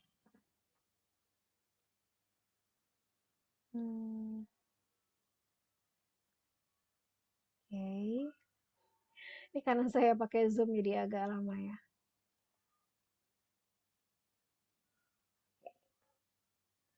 Nanti biasanya kita dari si Google Scholar itu bisa jadi dirujuk langsung ke halaman OJS. Apa itu OJS? Itu adalah halaman yang menerbitkan artikel tersebut.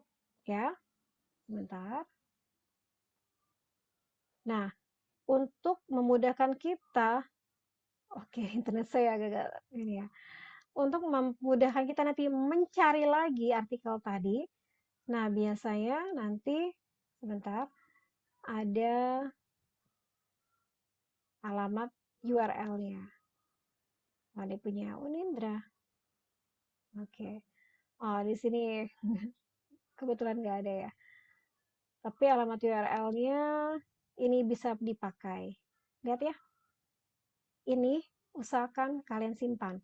Jadi download filenya, terus ya kalian simpanlah di mana gitu untuk alamat URL dari judul ini. Suatu saat kita butuh mau citasi itu akan sangat mudah. Apalagi nanti mau pakai Mendeley ya, itu seenggak-enggaknya kita harus pastikan kita bisa simpan semua apa namanya referensi yang kita punya seperti itu. Dah ya, yang terakhir ini tentang Mendeley hanya semacam spoiler ya apa yang mau kita kerjakan nanti di di web ya di tugas 3 ya. Di tugas 3 atau di web yang ketiga. Oke.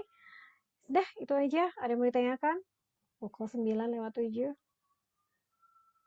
Nanti ditonton videonya ya. Jadi pastikan semua materi inisiasi yang ada di e-learning itu dibaca, ada video coba dilihat ya, kenali masing-masing dan tentunya jika ada yang mau ditanyakan nggak apa-apa ya, feel free to ask in our group. Bisa dikatakan kalau di e-learning kan agak susah untuk kita bisa terus-terusan chat ya. Saya bahkan jarang chat kalau di e-learning untuk Ariel. Karena ya Ariel kan lebih ke hasilnya ya, kerja kita. Nah, kalau di tutor yang biasa ya kita akan ada chat ya. Jadi misalnya nanti ada yang mau ditanyakan, karena saya tadi jarang buka apa namanya Ariel, lamannya Ariel di e-learning, bisa langsung tanya ke WhatsApp atau WhatsApp group gitu. Oke, ada yang mau ditanyakan? Sudah hampir akhir. Silakan. Coba cek dulu siapa yang bisa on cam. Ayo yang on cam silakan on cam. Di sini ada berapa nih? Total 10 ya tadi yang ikut ya.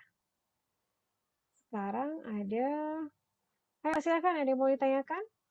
Biasakan untuk ya misalnya ada yang tidak dipahami langsung ditanyakan ya karena biasanya pas sudah kita udah selesai nih kegiatan web tiba-tiba nanti lupa loh.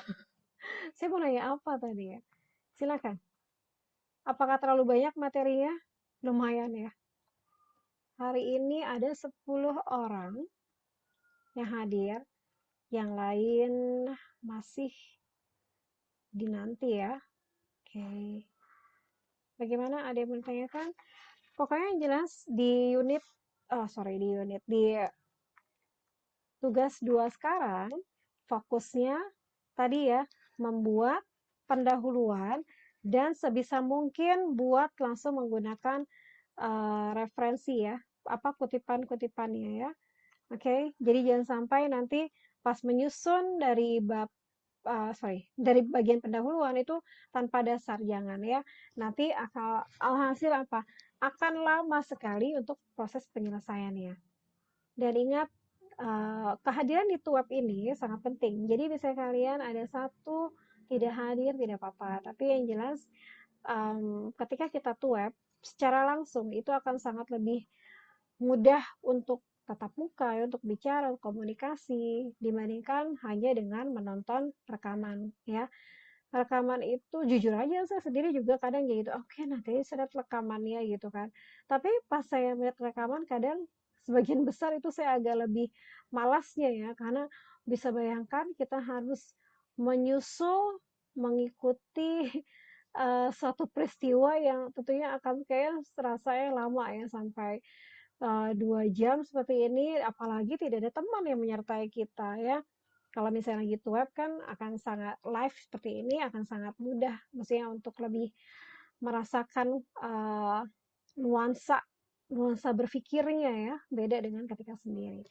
Ayo, gimana ada yang bertanyakan? Silakan. Sudah paham semua? Atau ada masih bingung semua? Nah, pusing saya. Mungkin memang butuh waktu ya untuk mencerna. Gimana, Fitri? Saya tanya yuk satu-satu ya. Fitri gimana nih, mau ditanyakan nggak? Ini Ibu orang izin Ibu, iya, kenapa? kalau yang tugas 2 itu berarti kita dalamnya itu udah ada pendahuluannya gitu ya? Iya, kan kemarin Oh, tugas satu kan harus sertakan judul, kemudian ya. ada rumusan masalah dan juga referensi kan, yang 5 buku, 5 artikel. Nah, di tugas 2 pendahuluannya sudah dibuat, sudah Oke Ibu. disusun menjadi paragraf. Makanya tadi saya sudah berikan cara untuk menyusun pendahuluan. Mm-mm. Ya, gitu. Oke. Baik Ibu, thank you Ibu. Jadi penegasannya kayak gitu. Nanti tugas 3 gimana, Bu? Tugas 3 perbedaannya adalah apa? Di tugas 3 nanti sudah langsung benar-benar kita yuk masuk ke metode, tambahkan metode, dan juga silahkan sudah kumpulkan data. Nanti di tugas 3 saya sudah minta datanya. Belum dibahas, nggak apa-apa, yang penting ada datanya. Kalau misalnya ada yang sudah, Bu, saya sudah kumpulkan datanya udah lama, Bu. Saya niat banget nih, Bu, karena biar cepat selesai. Ada loh kayak gitu ya, jangan salah. Dia udah kumpulkan datanya, kemudian dia sudah mencoba untuk membuat analisisnya gitu kan ya, bagian pembahasannya, ya udah lebih keren itu. Jadi di tugas 3 nanti sudah ada pengembangan yang lebih jauh lagi. Ada judul udah pasti, abstrak belum, nggak apa-apa. Pendahuluan udah pasti, metode sudah pasti, dan sudah mulai mencari data. Sudah punya simpanan data gitu ya. Jadi data itu nanti tentunya harus langsung diolah. Seperti itu. Itu tugas 3. Nah, tugas 3 nanti bisa jadi ada mungkin 3 mingguan. Enggak deh, 2 minggu, 3, mungkin 3 minggu ya, mungkin 3 mingguan untuk direvisi. Bayangkan. Kenapa? Karena bagian pembahasan itu yang paling lama, ya kan? Tentunya kita harus kayak mereview lagi, nih tadi kamu ngebahas apa? Apakah teori yang dipakai untuk pembahasan ini sesuai dengan yang tadi udah kamu sebutkan di pendahuluan? Terus tadi kamu di pendahuluan itu kamu sebutkan tujuannya apa? Ketemu nggak di bagian pembahasan? Nah, kayak gitu. Jadi kita di bagian tugas 3 itu sudah lebih rumit. Di mana kita sudah harus menyatukan semuanya. Ayo, koreksinya ada tidak? Kalau misalnya tidak ada, berarti ya harus disesuaikan. Balik lagi, ayo fokus dengan apa yang tadi kamu sudah tulis di atas, kayak gitu ya. Oke. Nah, Fitri tinggal lanjutkan ya. Hapsari gimana? Ini baru join ya. Kemarin kemana Hapsari? Hapsari, ada boleh ditanyakan tidak?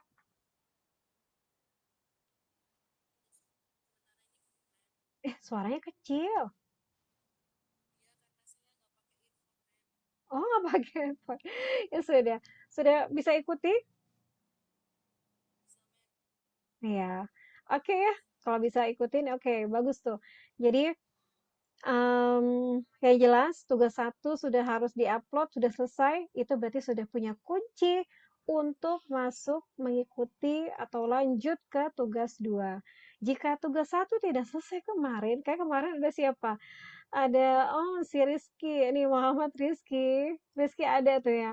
Rizky sempat, loh mana Rizky tanya saya udah kirim draftnya tapi kok belum upload ya ke e-learning itu saya, waduh kalau misalnya tahu udah tenggat waktunya habis, kamu nggak bisa lanjut tugas 2, ayo segera kirim saya gitu kan ya. Jadi pokoknya fokus ya. Jadi Ariel itu sama dalam hal deadline gitu. Jadi kalau misalnya kita sudah, oh ya beda loh, misalnya kayak, coba deh, kalau nggak salah di ututan, walaupun kita misalnya tugas 1 belum selesai, kita nggak ngerjain ini, masih bisa lanjut ya ikutan yang berikutnya, sesi berikutnya. Tidak dengan Ariel. Jika di tugas 1 tidak diselesaikan, nanti tugas 2-nya tidak bisa upload. Tidak bisa upload tugas, misalnya 1 sudah disubmit, tugas 2 nggak disubmit. Nanti pasti langsung kekunci untuk bisa lanjut ke tugas 3. Seperti itu. Jadi perhatikan deadline-nya, usahakan dicek, oh iya kayak yang kedua nih tugas 2 tanggal 11 ya, itu pukul 3, jadi pastikan sebelum itu sudah kirim. Masalah, aduh Bu, saya belum benar-benar bisa rapihin Bu, belum bisa merevisi sesuai arahan, gimana? Ya sudah, lakukan sebisa mungkin apa yang bisa direvisi, nanti upload aja. Yang penting punya kunci ya. Yang penting punya kunci untuk bisa lanjut ke tugas 3 ya. Oke, saya tunggu ya. Hapsari. Oke, Irma, ada yang mau ditanyakan?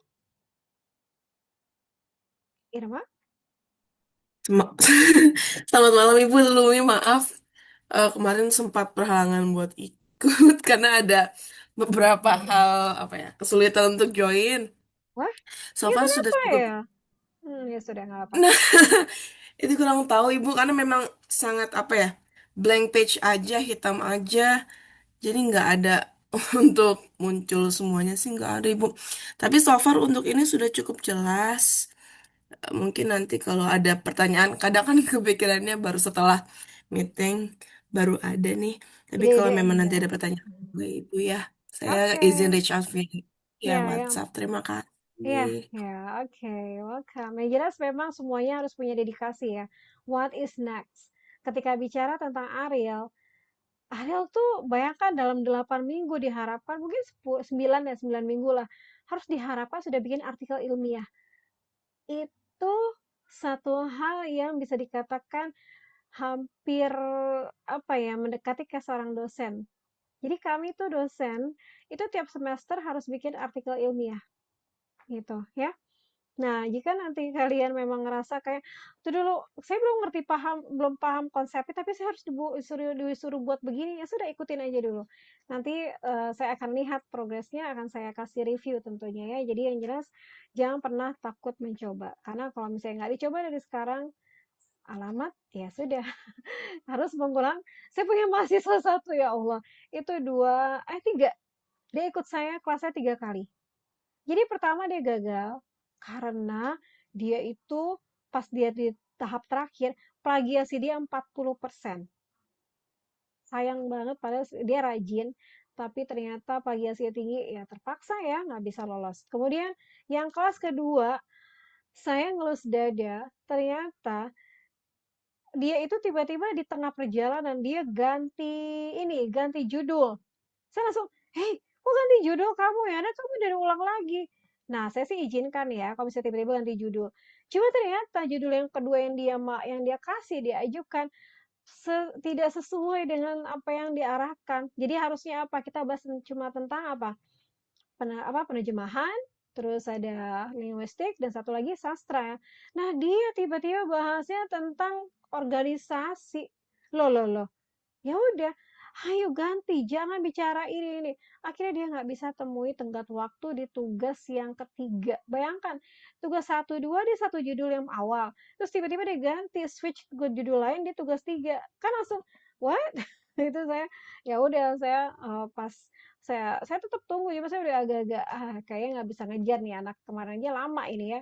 Benar, ternyata sampai akhir dia nggak muncul.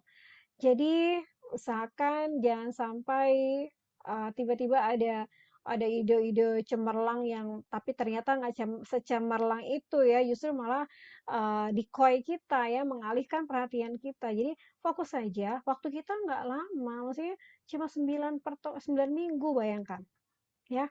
9 minggu atau 10 lah kalau bisa ada perpanjangan, tapi jangan berharap ada perpanjangan ya, fokus aja. Jikapun nanti ada perpanjangan kita gunakan untuk memperbaiki ya, mengedit aja. Jadi bukan untuk yang sebagai apa, untuk, dasar, masih ada waktu tenang aja deh nanti lagi," gitu, jangan ya, gitu aja ya. Oke, Irma, thank you. Jihan gimana? Ada yang mau ditanyakan? Udah cukup sih tadi itu aja, Ibu. Oke ya, coba dikerjakan. Pokoknya memang sih kalau lagi bareng-bareng kayak ngerti. Pas sendiri, aduh Ya, gimana? kadang suka ngeblank kalau udah sendiri. Iya, tapi yang Makasih, Ibu. jelas, iya, iya sama-sama. Tapi yang jelas gini, ketika nanti baca bagian pendahuluan tadi yang penyusun pendahuluan ya semua lihat juga sandingkan dengan Ariel contoh artikel ilmiah yang sudah diberikan di minggu pertama ya di tugas aktivitas belajar 1 atau aktivitas belajar 2. Itu nanti sandingkan. Oh iya ya, ternyata paragraf pertama dia bahas begini. Oh, saya ikutin deh. Ingat, manusia punya kebiasaan mengikuti dulu ya. Jadi kita imitasi dulu gitu ya. Nggak apa-apa, imitasi dulu. Karena nanti lama-lama kita akan bisa paham konsepnya dan akhirnya kita bisa membuat sesuatu yang baru gitu ya. Oke, Jihan. Delia, ada yang mau ditanyakan? Ya, selamat malam Ibu. Bagaimana? Saya sih tadi udah bikin kayak pendahuluannya gitu, tapi setelah lihat penjelasan dari Ibu, kayaknya harus ada yang diperbaiki lagi. Apa? Tapi dari tadi sudah mengerjakan pendahuluan, pasti nanti langsung bisa ada perbandingan. Oh, punya gambaran ya. Oh, jadi paragraf 1 saya tuh harusnya begini. Oh, berarti dimasukin ke sini teorinya ya. Ya kan? Tiba-tiba langsung ada ketemu ide-ide yang tadinya nggak kepikiran, gitu kan? Nah, nggak Iya apa-apa. Bu. Itu memang harus nah, beda dengan ini saya yang belum nyusun. Kalau yang belum nyusun nanti saya gimana mulainya ya? Pasti begitu mikirnya ya. Nggak apa-apa. Oke, sudah bagus. Nanti saya tunggu hasil revisinya ya. Ya, Thank you. makasih Ibu. Yes. Terus Rizky gimana? Rizky bisa? Sudah cukup, Bu. Oke, kamu ya tinggal, aduh, besok jangan gitu-gitu lagi, bikin saya spot jantung tau nggak? Karena saya nggak mau tiba-tiba kamu nggak bisa lanjut gara-gara nggak nyerahkan tugas ya. Nanti Iya, langsung Bu. fokus ya, ya. Ditunggu ya hasil itu revisinya ya. Oke. Siap, Bu. thank you. Next we have siapa nih yang belum? Ayo loh. Fitri ya? Fitri udah belum? Siapa nih tiba-tiba ke skip? Oke, Mutiara dulu. Oke, Mutiara gimana? Selamat malam, Bu. Malam. Bagaimana Mutiara? Tadi sebenarnya udah upload, tapi saya ada salah di bagian tulis referensi. Oh iya. Iya, yang kutipannya itu masih salah. Saya malah pakai tanda petik, harusnya nggak usah. Iya, Iya, jadi kan sekarang udah tahu, oh ternyata harus pakai bentuknya beda ya. Kita pakai kurung gitu kan, bukan pakai petik atau apa gitu ya. Nah, nanti usahakan langsung direvisi aja, tapi tunggu saya upload sorry, saya upload ininya ya, buku pedoman ya untuk mengutipnya seperti apa ya. Oke, waktunya pokoknya yang jelas digunakan dulu pertama adalah susun dulu, susun. Jadi nanti misalnya saya sudah berikan panduan untuk mengutipnya, itu langsung tinggal diperbaiki. Kami sendiri dosen seperti itu. Jadi yang penting, oke idenya apa nih? Masukin, masukin. Yang penting udah jadi dulu tuh pendahuluan. Nah, selesai dengan pendahuluan, baru kita langsung rapikan tekniknya. Seperti layaknya kalau lagi bimbingan skripsi, rata-rata kan mahasiswa itu ke dosen materi dulu ya. Apa nih yang mau dibahas? Kesesuaian dulu judulnya, teori-teori yang dipakai, kemudian metodenya kan itu dulu. Nah, selesai dengan dosen materi, baru ke dosen teknis. Nah, dosen teknik nanti tinggal ngapain? Tinggal, oke nih kamu penulisan huruf besarnya salah nih. Ini cara pengutipan begini. Ini ada bahasa asing jangan pakai yang huruf biasa, pakai italik ya. Nah, jadi tenang aja, yang penting sekarang susun dulu, pastikan pendahuluannya sudah mencakup tadi yang sudah dibicarakan di bagian pendahuluan ya. Itu ya, ditunggu ya. Oke, thank you. Ibu, baik izin Ibu. mau tanya Terima lagi. kasih. Iya, Jihan, silakan. Apa itu? Itu semuanya kita Arilnya itu fontnya itu TNR semua ya Ibu? Iya, jangan iseng-iseng ya. Pakai itu aja. Karena gini, sesuai ketentuan ya. Karena nanti di akhir di tugas 4 itu nanti ada kami dosen diminta untuk mengisi ada survei. Jadi apakah sesuai fontnya sampai ditanya begitu. Gitu. Oh, Jadi oke ya, Ibu. jadi jangan iseng-iseng, saya suka yang huruf begini pakai ini. Jangan ya. Biar gede saya pakai yang Ibu. font sekian. Nah, ya, ikutin ya. Ukurannya 12 semua kan ya Ibu? Ya, nanti ikutin ya, bisa ada perubahan di bagian judul ya. Pokoknya yang jelas Oh, ada judul. kapital kayak gitu ya, nanti arahannya diikuti gitu ya. Oke, thank you Ibu. Next, siapa nih? Prinsa sudah aman? Prinsa, Regina, dan Rezi. Nah, Halo, gimana selamat Prinsa? malam, Bu. Malam Prinsa, gimana? Saya Oke? sebenarnya sudah nulis pendahuluannya. Hmm. Mungkin nanti tinggal saya upload ke tugas 2. Oke, ya sudah, boleh. Iya, saya tadi, wah kalau baru di-upload hari ini saya nggak bisa sempat untuk mengecek langsung ya, karena udah siap-siap Ya, untuk tuh web. Ya, jadinya yang sudah nanti ya mulai besok nanti saya coba cek ya. Oke, thank you. iya, Bu. Yes, Terima kasih, Bu. welcome. Rezi, kenapa nih? Kalau mengutip referensi bukan berasal dari jurnal selama 6 tahun terakhir itu bagaimana? Misalnya punya saya sendiri, sumber dari Gramedia. Terus kalau Gramedianya emang terbitan tahun berapa, Rezi? Kalau terbitannya 6 tahun yang lalu ya nggak apa-apa sih. Atau misalnya ada kutipan 10 tahun yang lalu, tapi ini teori ini tuh jarang banget ada yang make, cuma dia doang. Akhirnya saya harus pakai punya dia, Bu, terpaksa. Ya sudah nggak apa-apa. Ya, jadi terbitan Gramedia itu juga boleh kan? Gramedia itu kan penerbit. Selama buku itu ada ISBN-nya. Dan bahkan artikel ilmiah yang ada di jurnal-jurnal itu tuh yang di OJS, Open Journal System, yang kalian lagi cari di Scholar itu semua punya ISBN gitu. Yang penting ada ISBN-nya. Ya, masih aman. Yang nggak boleh adalah apa? Wikipedia. Ya, tiba-tiba ada Wikipedia atau ada orang ngomong di sosial media. Aduh, jangan ya.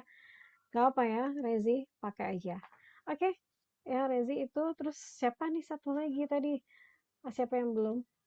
Satu lagi, Regina. Gimana Regina terakhir? Halo, malam, Mem. Malam. Bagaimana Regina? Cukup jelas sih, Mem. Jelas, Tapi oke. Hmm? bentar, berarti gini ya, selama trip ini aku nangkepnya adalah dari aktivitas belajar 4 itu kita eh, bikin kutipan dari rangkuman yang udah kita buat di tugas 1.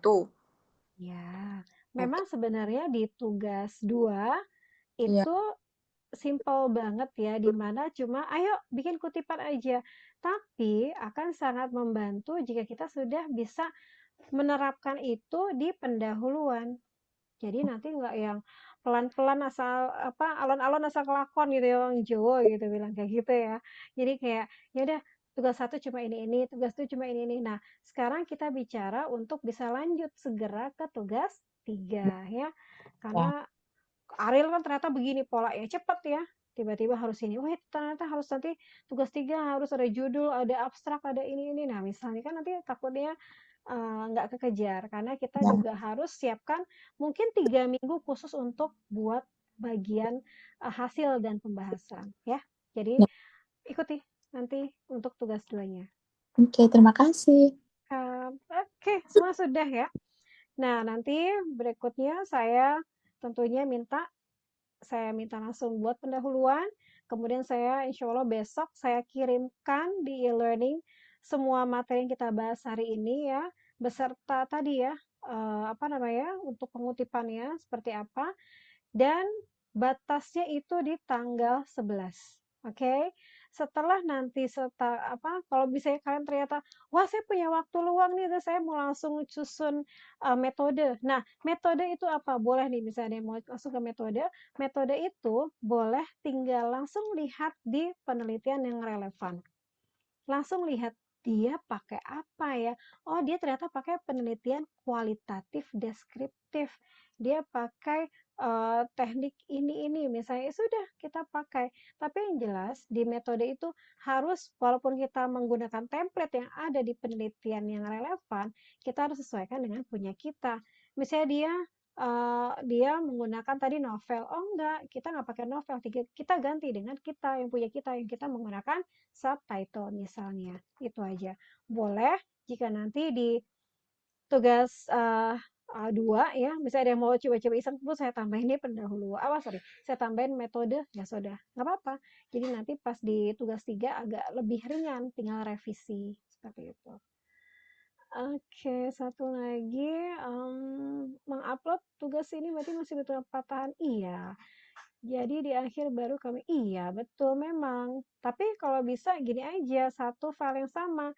Jadi kan kalau saya mikir, saya bikin pendahulu judul. Tugas 1 ya judul sama draft ininya. Memang kayak masih jauh banget ya dengan konsep Ariel yang sesungguhnya ya. Kan kita baru cuma ngasih tahu ini loh, ini apa namanya referensi saya 1, 2, 3, 4, 5, 1, 3, 4, 5 gitu kan ya. Nah, yang agak mirip adalah yang sekarang nih. Tugas 2 sudah mirip dengan nanti hasil akhir. Sudah menyerupai manusia. Manusia. Wujud akhirnya. Soalnya gini, saya langsung mikirin janin ya. Kalau misalnya janin udah di usia trimester ke-7 kan udah membentuk enggak sih trimester ke-7 kedua ya maksudnya kayak mungkin bulan keempat gitu ya itu sudah mulai bentuknya kayak janin kayak manusia ada kepalanya ada itu nah tugas 2 kita sekarang itu sudah mirip dengan nanti hasil akhir jadi untuk memudahkan biar kalian juga langsung kayak oke udah mulai nih kebayang nih seperti apa nah buat dalam bentuk langsung seperti layaknya pendahuluan yang ada di Ariel. Oke, intinya lihat contoh yang ada manusia ketika bingung cara yang paling mustajab adalah meniru ya. Jadi lihat contoh yang sudah ada di Ariel yang di aktivitas belajar yang sebelumnya ya, itu ada 4 contoh. Nah, lihat itu kemudian ikuti itu ya, dengan tentunya mengutamakan perubahan dengan apa yang kita punya. Dia judulnya apa, kita pakai apa, seperti itu aja ya. Oke, insya Allah itu aja. Wih, keren. Maaf ya, jadi agak lama. Sekarang sorry. Sudah pukul 9.32. Oke, sebelum kita akhiri, yuk kita buat dokumentasi. Oh, Regina mau nanya lagi? Iya, Mem, sedikit ya, Mem, maaf. Nggak Eh, apa, silakan. Berarti tugas 2 ini kan udah hampir mirip ya untuk file akhirnya. Berarti itu nanti kita kumpulin dari judul sampai ke pendahuluan. Nanti Iya, bawahnya kosong gitu. bawahnya nggak apa-apa, masih kosong. Jadi saya Oke. mau tambahkan metode tadi boleh ya. Tapi yang jelas saya hanya meminta minimal pendahuluan sudah jadi karangan ya, sudah jadi esai seperti itu. Terima kasih. Hafsari tadi saya lihat raise hand. What happened? What do you want to ask?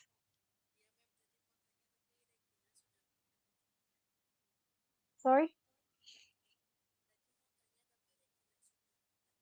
Hafsari demi Allah, jadi saya nggak bisa dengar suara kamu. Coba ketik. Yang lain dengar nggak suara Hafsari? Enggak, Bu. Tidak. Oh Enggak, Bu. iya, ya makanya saya sampai begini kan. Saya pakai headset ini. Oke, iya, boleh sebentar ya. Ya, pakai headset. Oke, where is it? Ah iya, iya, Hafsari silakan, ketik aja. Ya, memang ya inilah ya Ariel ya. Kampus tuh benar-benar ya memang sudah menyiapkan sedemikian rupa. Bayangkan saya juga kaget, wow banyak sekali pertemuannya. Revisinya hanya iya betul, hanya di pendahuluan. Walaupun saya lihat ada yang sampai pembahasan, kayaknya jangan repot-repot, capek-capek langsung ke hasil pembahasan. Kenapa? Contohnya skripsi ya, contoh skripsi. Saya itu rata-rata materi saya pegang. Nah, ketika materi aja sering mahasiswa ini masih bingung, Bu, saya pakai teori ini cocok nggak ya? Terus saya bilang, kayak nggak nyambung deh. Oh ya sudah Bu, bentar. Kalau ini gimana Bu? Oke, itu baru ngomongin apa? Teori utama, belum teori pendukung. Nah, jika nanti tiba-tiba sudah main cari data, sudah dibahas, sedangkan teorinya belum pasti, nanti hasil apa? Berarti kita harus kerja 2 kali. So, it's better for you to just wait for the discussion, focus with your introduction ya. Bahasa Inggrisnya kan introduction ya.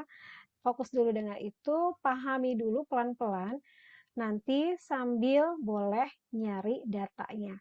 Tapi baru mencari data. Kalau sudah yakin teorinya apa, sudah tahu nanti metodenya apa, terus sudah dapat datanya, boleh baru langsung main ke pembahasan. Seperti itu. Ya. Oke, ada lagi yang mau ditanyakan? Atau sudah selesai? Kalau sudah, yuk semuanya on cam for ya beberapa menit. Seharusnya dari tadi ya on cam ya. Tapi memang kadang uh, bandwidth atau iniannya ya, internetnya nggak bagus. Oke, yuk. Saya tutup dulu. Nanti saya share semua materinya. Oke, silakan on cam dulu semuanya. Saya sambil ambil data. Ini kan saya record. Jadi biar tahu siapa saja yang hadir hari ini. Oke, Lilia, Irma, Jihan, Rizky, nggak apa-apa ya lagi backgroundnya tiba-tiba lagi di jalanan gitu ya. Rizky udah di rumah aman ya. Prinsa, Hapsari, yang oke segera pakai jilbab, yang pakai jilbab, Fitri, Mutiara, Rezi, karena saya butuh untuk dokumentasi kampus. Ya, oke. Ya, wow, great to see you. Tapi kita sayang ya kalau tahu lagi ke jalan, ketemu kalian, pasti kadang saya nggak ngeh gitu, oh ternyata kalian gitu ya. Oke, Prinsa kenapa? Fitri? Prinsa and Fitri? Oke, ada kendala kah?